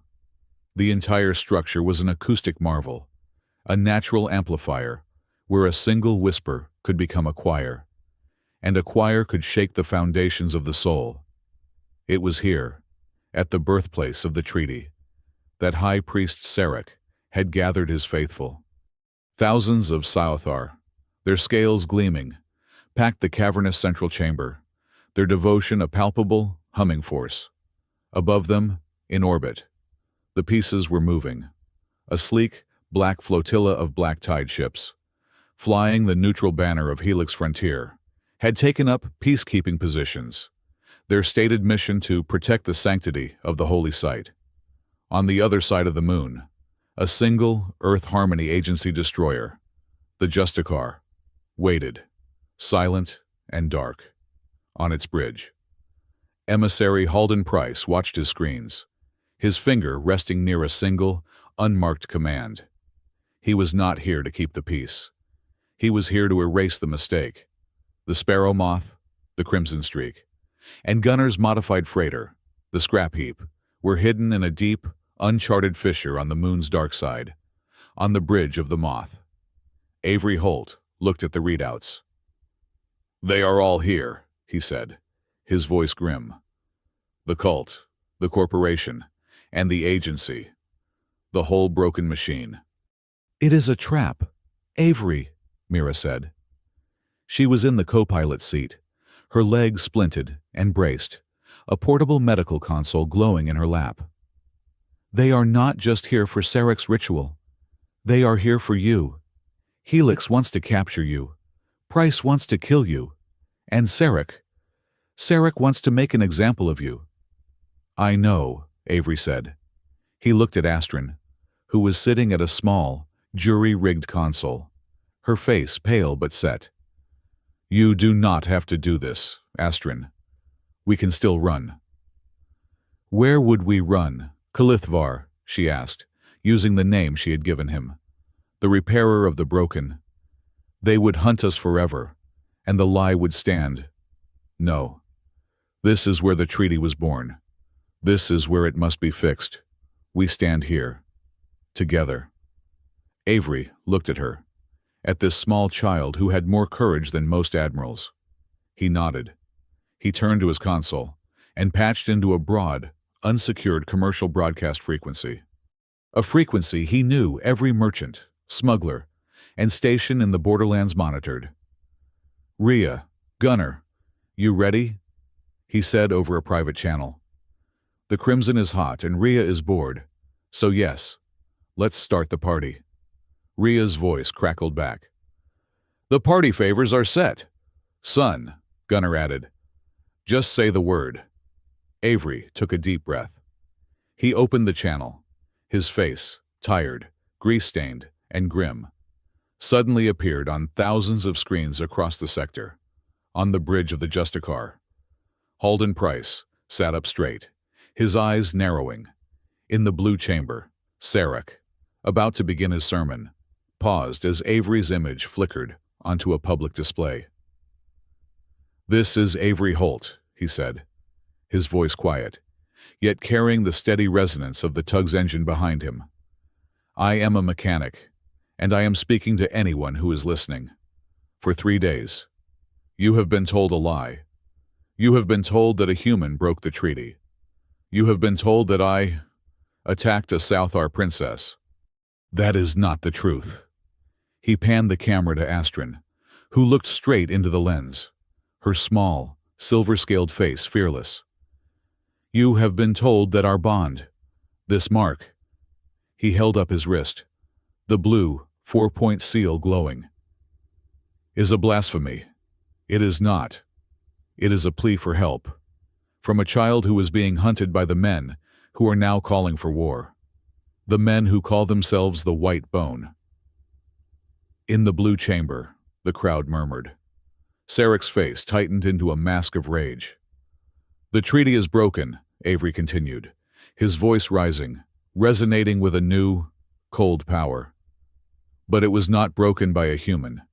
It was not broken by this child. It was broken by the men who forged a lie and buried it in the treaty's heart. It was broken by High Priest Sarek, who wants a holy war. And his partners, the ones who want the prophets, the ones who hired the Black Tide, Helix Frontier, and the Earth Agent who helped them do it, Emissary Halden Price." On the Justicar, Price slammed his fist on the console. "Find him! Get a lock on that signal, I want him silenced." "He is not wrong," Mira's voice suddenly cut in, her face appearing next to Avery's. She held up a data slate. "We could not retrieve the full file from the Veritas vault, but we got the header. We got the signature." An encrypted line of code flashed on the screen, and beneath it, 2 decrypted signatures: Helix Frontier, H. Price. "The lie that is pushing us to war was signed by a corporation and a corrupt Earth official," Mira said, her voice clear and cutting. "They are the ones who violated the treaty, not us." The blue chamber was in chaos. The crowd was shouting, turning, confused. Their faith was shaking. "Lies," Sarek roared, his voice amplified by the chamber's own acoustics, a sound of pure thunder. "Blasphemy. The human taints our very airwaves, seize them. The Helix ships are here to protect us. Black Tide, find them. Find the source of this poison." "Avery, they are activating," Rhea's voice snapped in his ear. "The Black Tide ships are moving. They are triangulating your broadcast." "I know," Avery said. "The broadcast was not just a speech. It was a tracer. I am giving them a target. Gunner. Now." Deep in the canyons beneath the blue chamber, where the massive power conduits and structural supports for the biocrystal were rooted, Gunner Pike smiled. He was sitting in the cargo hold of the scrap heap, a massive, jury-rigged electromagnetic pulse generator aimed at the chamber's foundation. He had surrounded it with dozens of his smart minds, all scavenged from the debris field. "Happy party, boys," he muttered, and slammed his fist on the detonation switch. The pulse was not a sound. It was a tremor. It was aimed not at the chamber, but at the acoustic dampeners and the sophisticated harmonic shielding Helix had put in place. In the blue chamber, Serac raised his arms to begin the counter-chant. "Behold, we shall purify." And the chamber roof exploded. Not from a bomb. Gunner's pulse had overloaded the harmonic dampeners, causing a catastrophic feedback loop. The massive crystalline ceiling, designed to amplify sound, suddenly became a dead weight. It fractured and collapsed inward, a rain of crystal shards, metal, and light. The crowd screamed. The white bone priests, their chant broken, scattered. The blast had done more than just destroy the roof. It had shattered the room's perfect acoustics. The holy amplifier was now just a broken, echoing cave. Serac's sonic advantage was gone. Helix Command, an armored black-tied officer, who had just entered the chamber, yelled into his comm, his voice now tinny and small. "The chamber is compromised. The cult's resonance weapon is offline." "Then take the asset," a new voice snarled from his speaker. The Helix commander. "Forget the priest. Our contract is with the girl and the resonant. Corporate security clause activated. Seize them both, alive." The black-tied soldiers, who had been feigning neutrality, raised their weapons, not at the crowd, but at the white-bone cultists. "Treachery," Serac shrieked, as pulse fire erupted between his followers and their supposed allies. Into this chaos, the sparrow moth descended. It landed hard on the shattered main dais, its landing gear crunching on crystal. The ramp slammed down. Avery and Astrid stood in the doorway. "You wanted us!" Serac, Avery yelled, his voice raw. "Here we are!" "You fool!" Serac screamed, his face contorted. "You have doomed us all!" "He is right," a new voice said. The black-tied officer and his squad were advancing, forming a perimeter, their weapons trained on Avery. "Hand over the princess. Mr. Holt, Helix Frontier is assuming protective custody of you both." "Get in line," Avery said. He grabbed Astrid's hand, and he listened. The chamber was broken. The holy song was gone. But the machine song. The machine song was stronger than ever. The power conduits, the life support systems, the emergency lighting.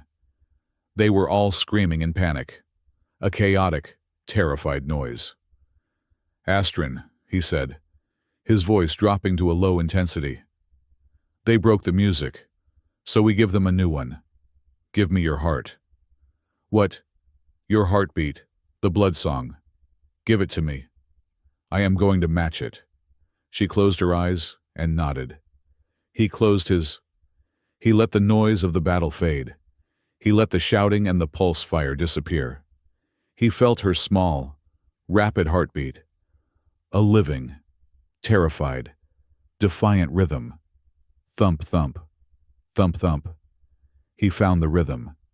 And then he reached out, with his resonance, to the roaring, panicked engines of the sanctuary itself. He found the main power core, the thrumming, grinding heart of the machine. And he pushed.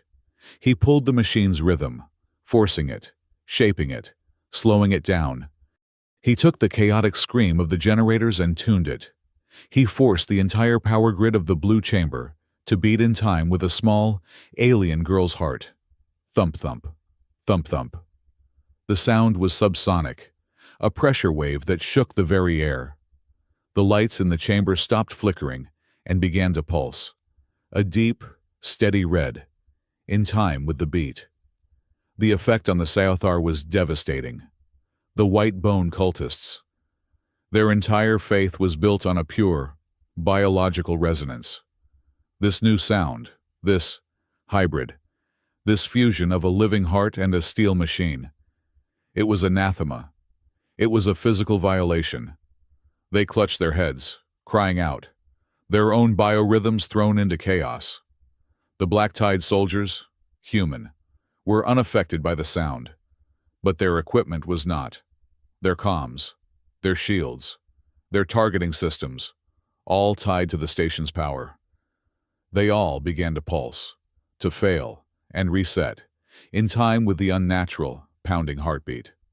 "What is he doing?" the commander yelled, his rifle useless in his hands. "He is fixing the song," Astrid whispered. Avery stood tall, his arm outstretched, the glowing blue mark on his wrist a beacon in the pulsing red light. He was the conductor, and the entire station was his orchestra. He was a human, with nothing but intuition, willpower, and a deep understanding of how things work. And he had just broken a holy war with a machine's heartbeat. Mira's face suddenly flashed on the main screen, which was still miraculously working. "Avery, I am broadcasting. I am sending the signature data to the Earth Fleet, to the Saothar Imperial Fleet, to everyone. The lie is out, in the chamber. The Saothar civilians, who were huddled in the corners, looked up. They saw the proof. They saw Sarek, his power broken.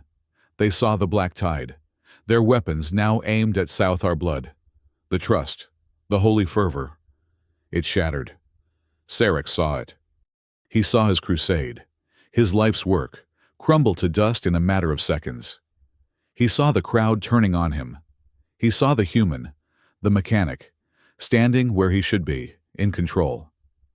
He let out a scream that was not human. It was pure, animal rage. He pulled from his robes not a blaster, but a long, jagged blade of dark crystal, a Saothar memory knife, a weapon that did not just cut the flesh, but the soul. And he ran, not at Avery, at Astrid. "If I cannot have the bloodline," he shrieked, "no one will." It was too fast. Avery was still locked in his resonance, his mind connected to the station. He could not move. "No," he roared, but he did not have to. Mira, her leg useless, had dragged herself from the cockpit of the Moth. She was lying on the ramp, a heavy-duty plasma cutter in her hand. She did not aim at Sarek. She aimed at the floor. She fired. A beam of white-hot energy lanced out and struck the crystal dais at Sarek's feet. The crystal, superheated, and exploded, sending the high priest tumbling. His lunge diverted. He recovered, snarling. But his target had changed. He saw Mira, helpless on the ramp. He raised the knife. Avery broke his connection to the station. The pounding heartbeat stopped. The lights flared to a steady, chaotic white. The sudden silence was deafening.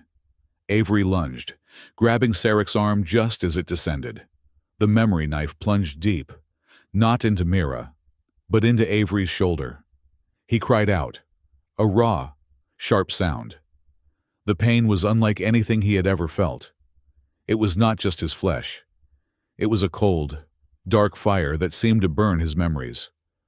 But he held on, his other hand, the one with the bite mark, seizing Sarek by the throat.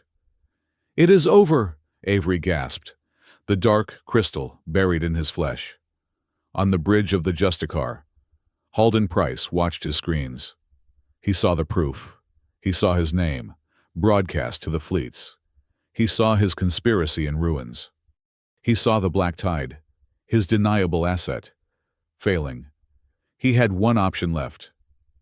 "Commander," he said, his voice perfectly calm. "The Blue Chamber is a compromised asset.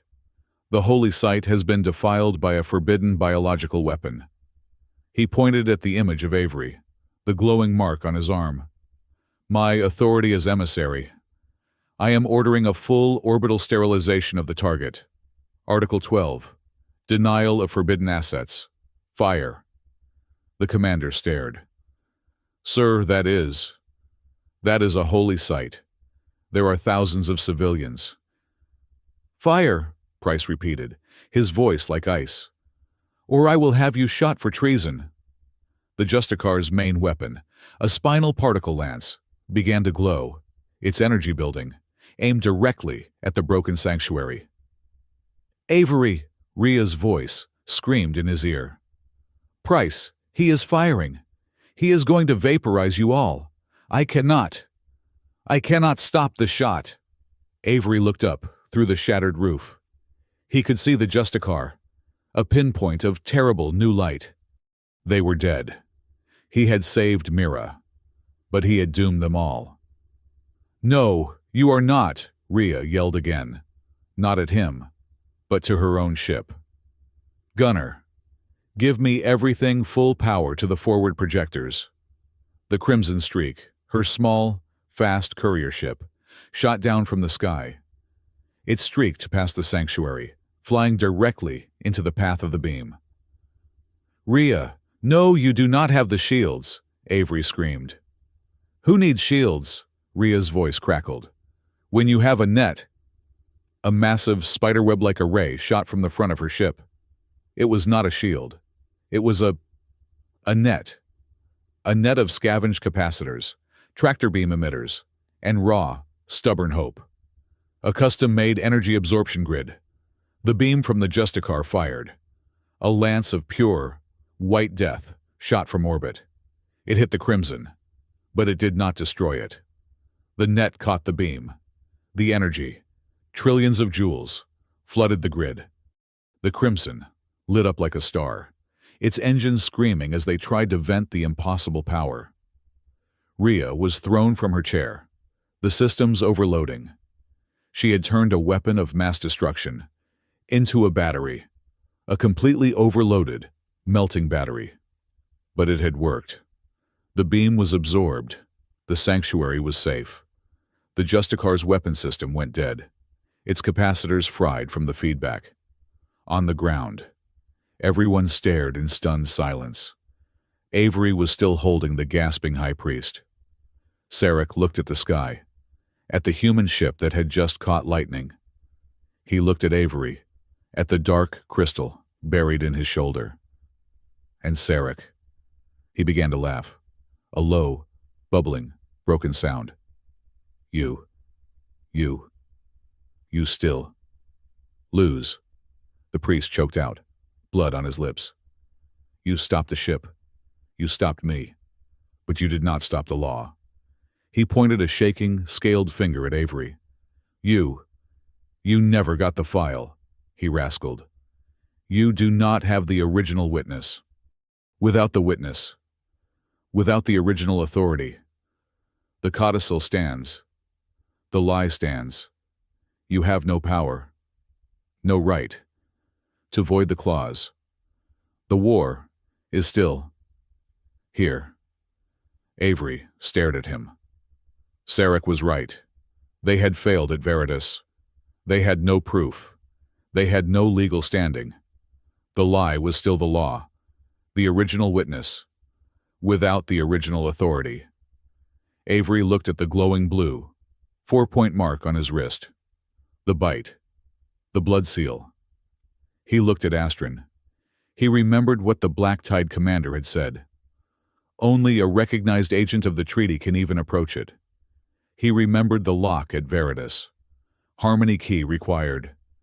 He looked at the bite mark, a key, a signature, a biological contract, a witness. "Oh," Avery Holt whispered, the pain in his shoulder fading, replaced by a sudden, terrifying, impossible realization. "Oh, you are wrong." Avery Holt ignored the searing pain in his shoulder, the dark crystal blade still buried in his flesh. He let go of the gasping, defeated High Priest Sarek, who crumpled to the crystal floor. The chamber was silent, save for the panicked breathing of the crowd and the distant electronic scream of fried systems. Sarek was right. He had failed at Veritas. He had no file. He had no proof. He had something better. He looked at the glowing blue, 4-point mark on his wrist. The key. The signature. The original witness was not a name. It was an office, a function, a part of the system. It was a lock that had waited generations for its biological key. He turned from the defeated priest and walked, his boots crunching on shattered crystal, toward the center of the dais. There, untouched by the chaos, was a single, flawless column of blue crystal, humming with a power older than any ship. The Bia Chung tree, the witness stele, the physical anchor point where the treaty had first been signed into law, the machine's heart. "Avery, what are you doing?" Mira yelled from the ramp, her voice strained with pain and fear. "Your shoulder." He did not answer. He knew what he had to do. He had to log in. He reached the stele. It was cold, vibrating with a low, perfect note. He raised his left hand, the one that bore Astron's bite. He pressed his palm flat against the smooth, crystalline surface. For a moment, nothing happened. Then, the blue mark on his wrist flared, a light so bright it cast new, sharp shadows across the broken chamber. The stele responded. The column's deep blue light shifted, turning to a bright, data-pure white. The hum rose in pitch, becoming the familiar, active song of a live console. A holographic interface, the deep, root-level administrative system of the Earth-Seothar Treaty, bloomed in the air before him. It did not ask for a password. It said, "Welcome, inheritor." Sarek, on his knees, stared, his eyes wide with impossible, dawning horror. No, it is. It is a myth. A human. Cannot. "The system recognizes him," Astron whispered, her voice filled with absolute awe. "He is the authority. He is the witness." Avery ignored them both. He was an engineer, and a machine was asking him for instructions. The interface was complex, layered, ancient, but he could hear it.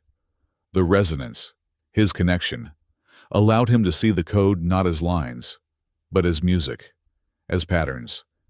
He saw the elegant, clean code of the original pact, and he saw the ugly, dissonant, parasitic files that had been grafted onto it. He found the file, the one signed by Helix and Price, the taboo violation codicil. It was a screaming, off-key note in the symphony. "You said." "The lie stands," Avery grunted, the pain in his shoulder making black spots dance in his vision. "You are wrong. A mechanic does not tolerate a broken part." His fingers moved, not on a keyboard, but through the holographic light. He did not just hit delete. He grabbed the entire string of malicious code, the lie that had killed his brother, the lie that had started this war, and he tore it out. The chamber groaned as the system processed the command. A red alert flashed, clause nullified. He did it," Mira breathed, tears streaming down her face. "Not yet," Avery said. He found the original Article 4, the one they had seen at the beacon, the one that called for protective custody, not war. It was archived, dormant. He selected it. He dragged it back to its original place in the code. He hit execute. Authority witness inheritor. Command restore. The Bia Chung Tri pulsed once, a wave of brilliant, clean, white light that expanded from the stele, washed over the chamber, and then vanished, shooting up through the broken roof as a data-pure signal aimed at the stars. It hit the Veritas archive first. In the sealed vault, the master file, the core clause, chimed. The forged codicil vanished, replaced by the original. The signal hit the Earth fleet, on the bridge of the Justicar. Halden Price watched his tactical display change. The red flashing state of war alert, the one that gave him his authority, vanished. It was replaced by a calm, green banner, diplomatic custody. His order to fire, the one that was still trying to recharge, was instantly voided. His console flashed illegal order, authority revoked. "Sir," the commander said, his voice dangerously quiet. "My orders are now to protect the princess and to place you under arrest for unauthorized aggression against a treaty holy site." You cannot!" Price lunged for the console. "I can," the commander said, as two Marines seized his arms. At that moment, a new file appeared on the bridge's main screen. It was an automated, high-priority legal recording, sent from the Veritas archive, triggered as per its own internal rules, by an illegal breach of its vault.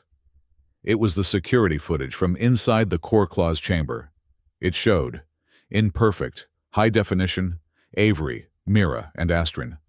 And then it showed the data log of their query, and the result, the forged codicil, and the two signatures, now fully decrypted and legally certified by the archive. Helix Frontier, emissary Halden Price. Price stopped struggling. He was a man trapped by the very laws he had twisted. He was, as Avery had been, ruined by a single, damning report. The signal spread. It hit the Seothar Imperial Fleet. It hit the Helix network. The effect was instantaneous. The highest interstellar law, the automated court that governed all corporate and political action, acted. Every Helix Frontier asset was frozen. Every account, every ship, every contract. The Black Tide mercenaries. Their payroll suddenly gone. Their contracts legally voided, simply. Stopped fighting. Their ships went dark. Their guns silent. They were just men in suits, suddenly unemployed and in a very bad legal position. In the Blue Chamber, the war was over. Not with a bang, but with a data push. Avery's knees buckled. The strength that had held him up, the resonance, the rage, it left him. He fell to one knee, clutching his shoulder, the world spinning. He looked at the crowd, the thousands of Southar.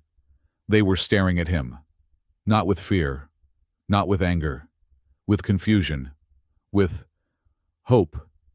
He looked at the white bone cultists, now surrounded by the very civilians they had tried to lead. Sarek was unconscious, his war over. Avery took a breath. He had one more thing to do. He spoke, his voice quiet, but carried by the still active speaker system. He used you, Avery said, gesturing to Sarek. He used your faith. He twisted your beliefs. Just like Price twisted the law. The crime is theirs. Not all of yours. He looked at the ranking Southar civilian, an old, silver-scaled elder. Do not answer their hate with more hate. We have had enough of that. Find the ones with blood on their hands. Hold them to justice. But the others, the ones who were just lost, show them a better way. Show them. Repair. Not revenge. He was done. He could not hold on. He slumped forward, but he did not hit the floor. Astrid was there, her small, strong body catching him. She wrapped her arms around his neck, holding him up. Blood protector, she whispered into his ear, her voice shaking with tears. You saved us. Kalithvar, my repairer. Avery looked at her. He felt the dark, cold poison of the memory knife in his shoulder, but the old, cold hatred in his own heart, the one he had carried for his brother Jonah. It was quiet. He had not avenged Jonah. He could never do that. But he had gotten justice. He had found the lie, and he had fixed it. He had chosen to save Mira, to save the people in this room, rather than to blindly punish. He had not become the thing he hated. He had fixed the broken machine. He finally let go, and the world went black. When he woke, the first thing he heard was a steady, rhythmic beep. It was a medical monitor, and it was out of tune. It is flat, he mumbled, his mouth dry as dust. The oscillator is off. Oh, you are impossible, a familiar voice replied. You have been unconscious for 2 days. You have a biotoxic wound that is still trying to eat your memories, and you are critiquing my field monitor. Just lie still, you stubborn mechanic. Avery's eyes fluttered open. The light was dim. He was on the Sparrow Moth, in the small, cramped medbay. Mira was sitting on a stool next to him, her face tired, her hair down for once, falling over her shoulders. Her splinted leg was propped up on a crate. "Hi," he managed. "Hi," she said, a small, tired smile touching her lips. "Welcome back." He looked down. His shoulder was wrapped in a complex, glowing bio-bandage. "The knife. Cyothar memory crystal. Nasty," she said, her doctor voice taking over as she scanned his readings. "It does not just cut. It records the trauma and plays it back to the cells. I had to build a counter-frequency from Astron's biosignature to convince your nerves to stop. Well, stop remembering. It feels cold," he said. "It is. You will have a scar. A big one." "Good," he said. "It will match yours." She looked at her own leg. "We make a fine pair. The broken engineer and the doctor who breaks her own leg. You saved my life, Mira. You saved mine, Avery, at Veritas. You came back for me. You lost the file. For me." "It was not a bad choice," he said softly. "I would do it again." They were quiet for a moment, the only sound the off-key beep of the monitor. "You know," he said, trying to shift, wincing. "That plasma cutter work. Very impressive. A little dramatic, but impressive. You almost took my foot off." She laughed, a real, unguarded sound. "My aim was perfect. I was aiming for the floor. Mostly. You should not have put your ship, or your foot, in the way." "I am sensing a theme here," he said. "Me, getting in your way." Her smile faded. She looked at his hand, the one that was not bandaged. "Avery, after Jonah, I thought I had lost you. You just vanished. You shut me out. You shut everyone out. I was so angry. I was so broken," he whispered. "I thought, if I did not care about anything, I could not break it. I could not lose it. It was safer to just fix engines." "And now?" she asked, her voice very quiet. He reached, his hand finding hers. Her skin was warm. "And now, I am tired of being safe. I am tired of being alone in the engine room." He laced his fingers with hers. "I am sorry I shut you out, Mira. I do not want to lose you again." "Then do not," she said, her grip tightening. "Because I am not going anywhere. But if you ever take a knife for me again, I will personally resuscitate you, just so I can kill you myself. Understood, mechanic. Understood, doctor." A few days later, the Moth was docked at the repaired and now heavily guarded Lighthouse Beacon. Rhea's ship, the Crimson Streak, was a scorched, melted wreck in the bay next to them. But Rhea herself was holding court in her office, a large bandage on her head. "So," she said, pouring Avery a drink. He was out of the med bay, his arm in a sling. "You are the witness inheritor, the secret key to the whole treaty, the big boss." "I am just a mechanic," Avery said, taking the glass with his good hand. "And that is how I want it to stay. The Southar." "A new interim council," Rhea said. "Astron is safe, and being treated like the hero she is. They are profoundly grateful and profoundly embarrassed. They have agreed, officially, that your identity must remain a state secret. You are too dangerous and too valuable to be a public figure. They are letting the galaxy believe the witness was a system protocol that you heroically activated, not you." "Good," Avery said. "I like being a ghost." And Price. Arrested. His career is over. Helix is being carved up by the interstellar courts. Their assets are being liquidated to pay for the damages. They broke the law, and the law, for once, broke them back. And Gunnar, Rhea grinned. Gunnar found a new hobby. That absorption net you designed. He is making more.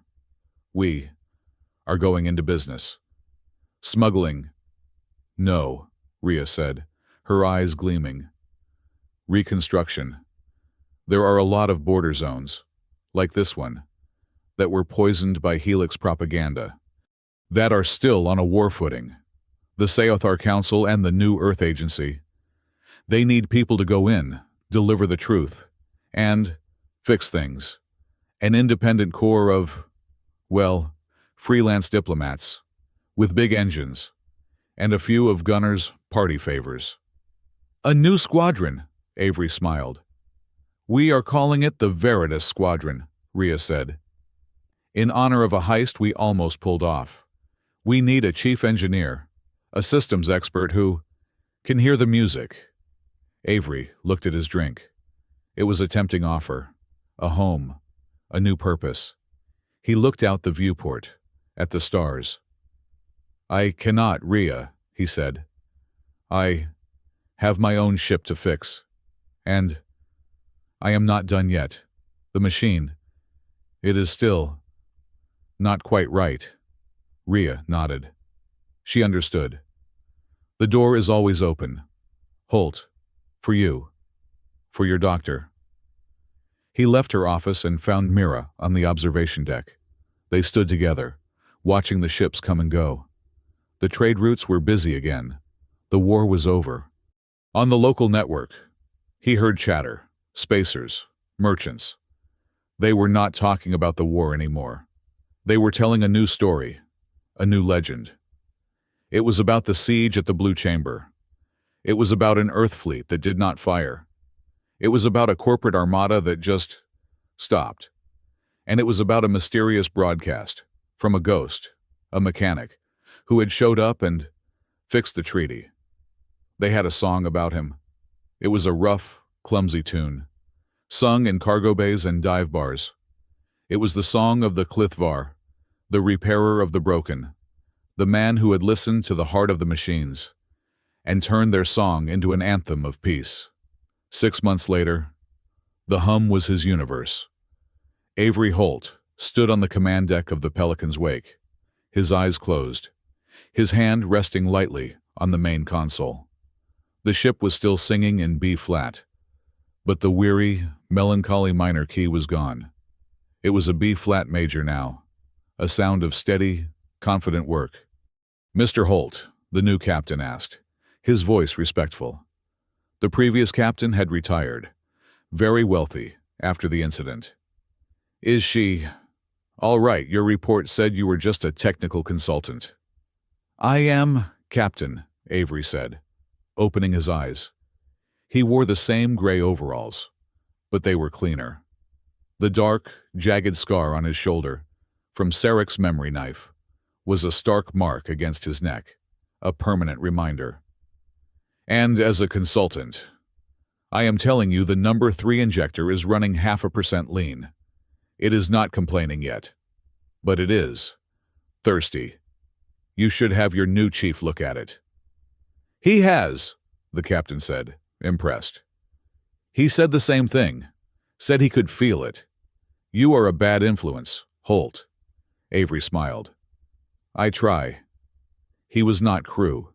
He was a passenger, a legend in his own engine room, traveling to Procyon Station. He had his own ship, the Sparrow Moth, docked in the cargo bay. It was his, and Mira's, when she was on leave. The hatch to the bridge hissed open and Astrid walked in. She was not the same girl. She was still small, her scales still silver, but the terror was gone, replaced by a sharp, focused intelligence. She wore a set of child-sized gray overalls, grease on her cheek, and she was carrying a hydrospanner, almost as big as she was. I found it, she announced, her voice clear. The thirsty sound. It was not just the injector, the coolant recirculation pump for the aft life support. It was sad. Sad, the captain asked, hiding a smile. It was lonely, Astrid clarified, as if it were obvious. The diagnostic loop was not feeding back. I fixed the loop. It sounds better now. Less sad. Avery knelt. Good. Good work, apprentice.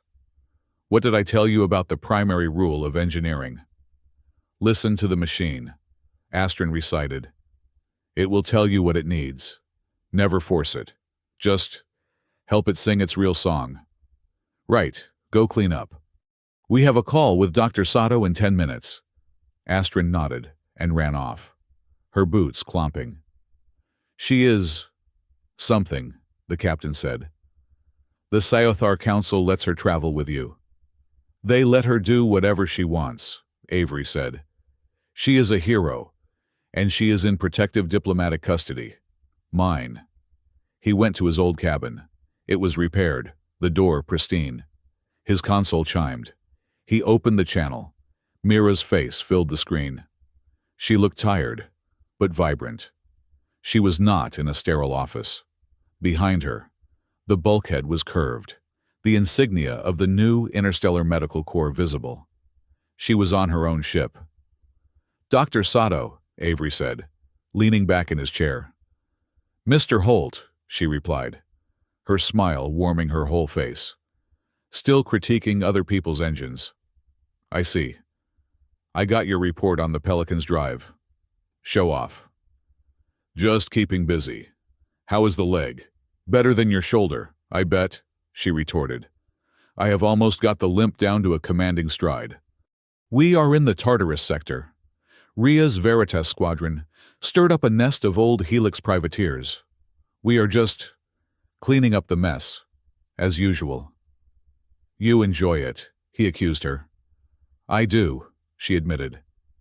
It feels good. Fixing things that are not just engines. Good. I will see you at Procyon. Do not be late. I am never late. I am just dramatically delayed. Be safe. Avery. You too. Mira. Holt out. The screen went dark. He was about to stand when the console chimed again. A different frequency. Secure. Encrypted. Sci-Fi. Avery sighed. He opened it. The face of a high-ranking Sci-Fi official appeared. Witness Inheritor, the official began, his voice formal. My name is Avery Holt. Avery cut him off, his voice flat. And I am a mechanic. The answer is no. The official paused, flustered. Inheritor. We have not yet asked the question. There are several clauses. In the old trade pacts, they show signs of corruption. Corporate writers from the last century. We require your authority to amend them. No, Avery said. You do not require my authority. You require yours. You want to fix the treaty. You want to stop this from happening again. Then you do it. In the light, create an independent oversight committee. Engineers, jurists, scholars. Give them the power to read the code. Give them the power to veto the footnotes. Make the entire system transparent. Stop hiding behind me. Stop hiding behind secret clauses and myths. That is the disease. My authority is not the cure. It is a symptom. But the system. The system is a machine, Avery said. It is your machine. Maintain it. He cut the connection, his face set. That was the Interstellar Council, Astrid said from the doorway. She had not left. She was watching him, her blue eyes thoughtful. They are persistent, Avery said, rubbing his scarred shoulder. You stood straight, Astrid observed. Even when they were bowing, it looked expensive to stand like that. Was it worth the price? Avery stopped. He turned in his chair and looked at her. He thought about it. He thought about the fear. He thought about the blood. He thought about Jonah. Astrid, he said, his voice quiet. Being strong. It is not about winning. It is not about power, or authority, or making people bow. It is just seeing a broken thing, a thing that everyone else is ignoring, and taking responsibility for fixing it, even when it is hard, even when you are the only one who has to pay for the parts. That is all it is. Nothing more. Astrid considered this. A very human answer, she said. She smiled. I like it. It is time for Dr. Sato's call. A few days later, they were docked at Procyon. Avery was walking through the main concourse when he saw his face on a public news broadcast. He stopped. It was not his face. It was Sarek's. The trial was over. The high priest was on the screen, in a containment field, his bone-white robes exchanged for a simple gray tunic. He looked clean, calm, and completely unrepentant. The verdict was guilty, treason, conspiracy, mass murder. The reporter's voiceover said. When asked if he had any final words, the former high priest Sarek, architect of the taboo war, simply smiled. The camera zoomed in on Sarek's face. The smile was chilling. You have cured a symptom, Sarek said, his voice as smooth and cold as crystal. But the disease, the belief, the truth, is still in the system. It is in the blood. You have not won. You have just paused. The machine will break again, and the next time, there will be no mechanic. The feed cut. Avery stood still for a long time. He knew, with a deep, cold certainty, that the priest was right. The fight was not over.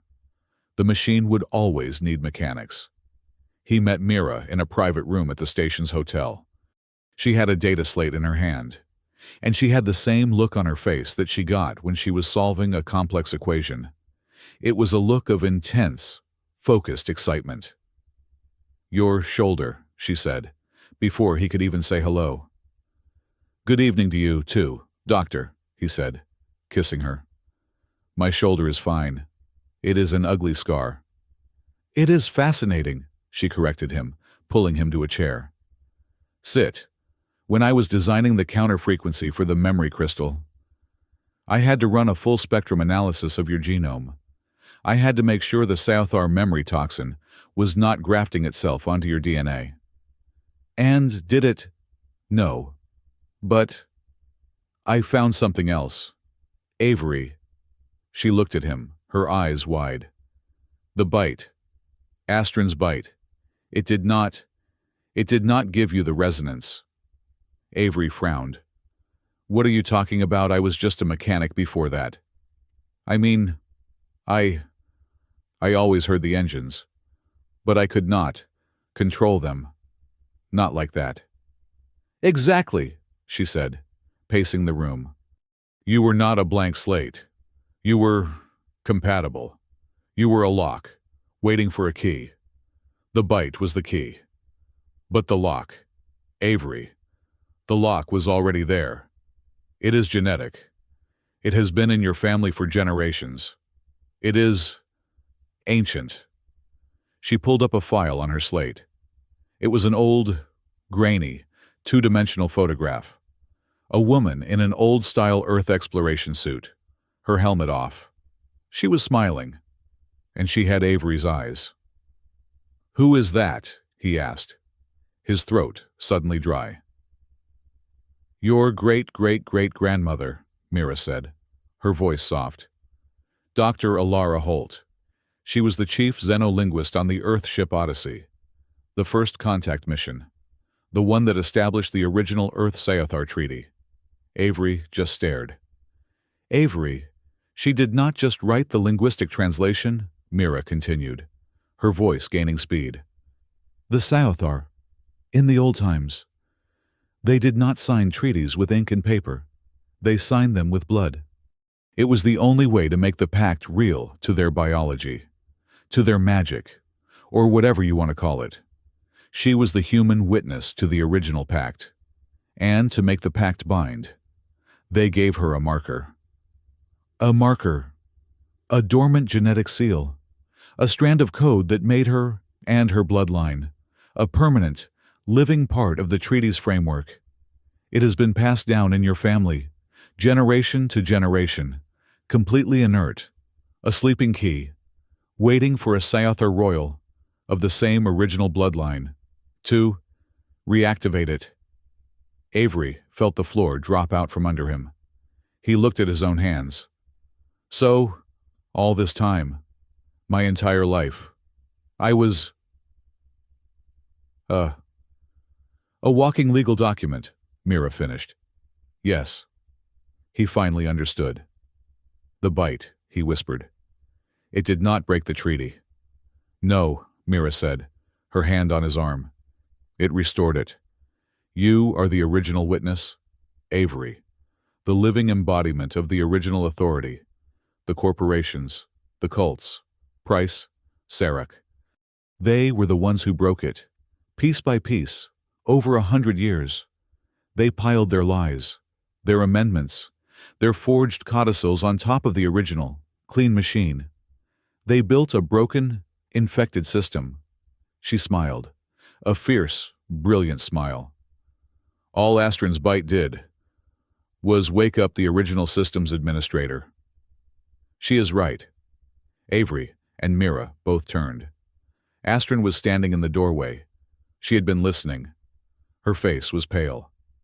Astron, Avery said, What do you mean? I did not know about Alara Holt, Astron admitted, walking slowly into the room. I did not know why you were the one, but I knew the legends. Our oldest, most secret texts. They spoke of the Clithvar, the sleeping witness. The legends said that if the treaty ever became truly broken, if the machine turned against the blood, a royal of the original line must seek the witness, the one who hears the Song of Stone and carries the mark of the first contact. Avery's blood ran cold. He was remembering the Pelican's wake, the alarms, the storm. That night, he said, his voice barely a whisper. That was not an accident. You, hiding in my bunk. Astron looked at the floor.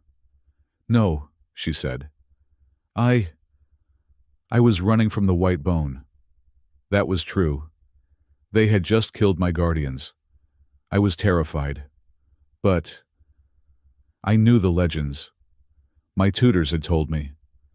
I knew the repairer of the broken worked on a freighter in the borderlands. I knew the manifests. I knew his name. Was Holt. You sought me out, Avery realized. I hid in your room, she confessed, her voice small. I was waiting. I did not know what to do. I was just a child. I was scared. And the bite, Mira breathed. Sarek was moving too fast, Astron said, looking up, tears welling in her deep blue eyes. He was going to use his false codicil, the taboo lie, to declare war at the Blue Chamber. He was going to purify me. I had to force the true key into the light. I had to wake you up. I knew the bite would trigger the alarms. I knew it would start. Everything. I knew it was the only way. She looked at Avery, her face a mask of guilt. The story. Her bite broke the treaty. It was just a smokescreen. The truth is, my bite was the only way to reveal the fix. Avery was silent. He was completely, utterly still. He looked at this child, this princess, this strategist. He felt the cold.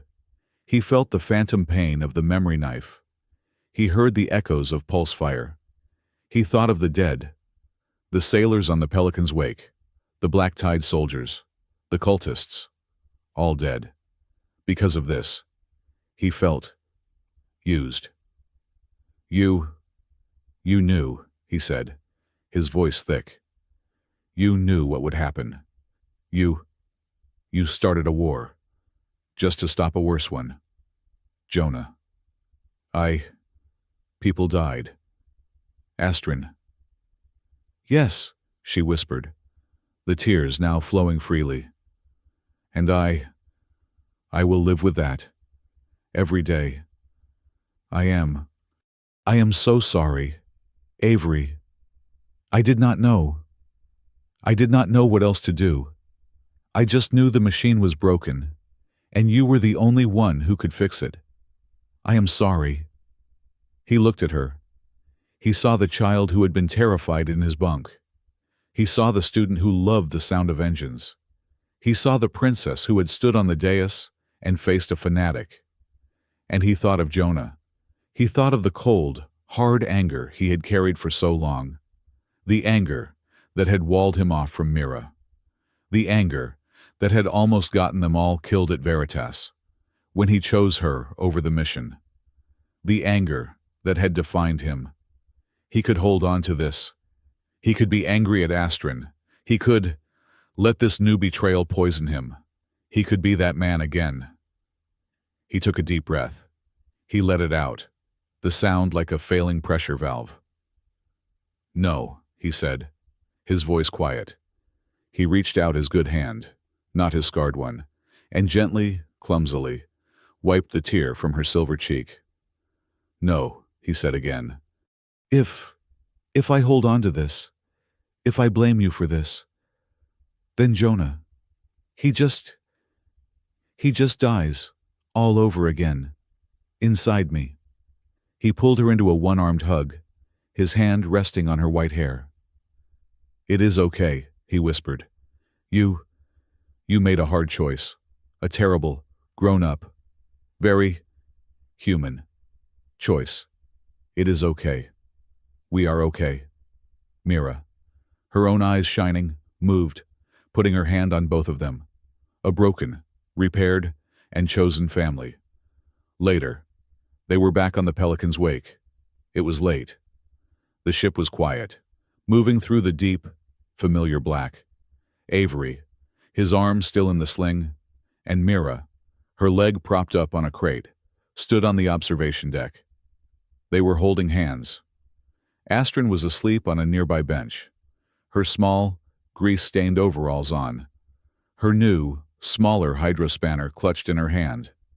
They were watching the energy readouts on the main display, the ship's engines, a steady, healthy, pulsing chorus. The hum was all around them. They sound good, Mira said softly. That B-flat minor. It is B-flat major now, Avery said, a small smile on his face. I think they are happy. He looked at his left wrist. The blue, 4-point mark was gone. It had faded the moment the Bia Chung tree accepted his command. The key's job done. But the scar from Sarek's knife was stark and permanent. A reminder. He looked at the stars, and then at Mira. I spent my whole life just patching leaks, he whispered. Just fixing machines. He squeezed her hand. I do not just fix machines anymore. He looked at her, his eyes clear. The old, cold grief finally gone. I fix the clauses of an entire era. She smiled at him, a full, warm smile that lit up her face. Just then, on the display, the main engine's vibration chart gave a sudden, sharp hiccup, a single, tiny, electronic sneeze that scrolled across the screen. Avery looked at it, and he laughed. A real, deep, happy laugh that echoed in the quiet, singing room. The machine, it seemed, agreed.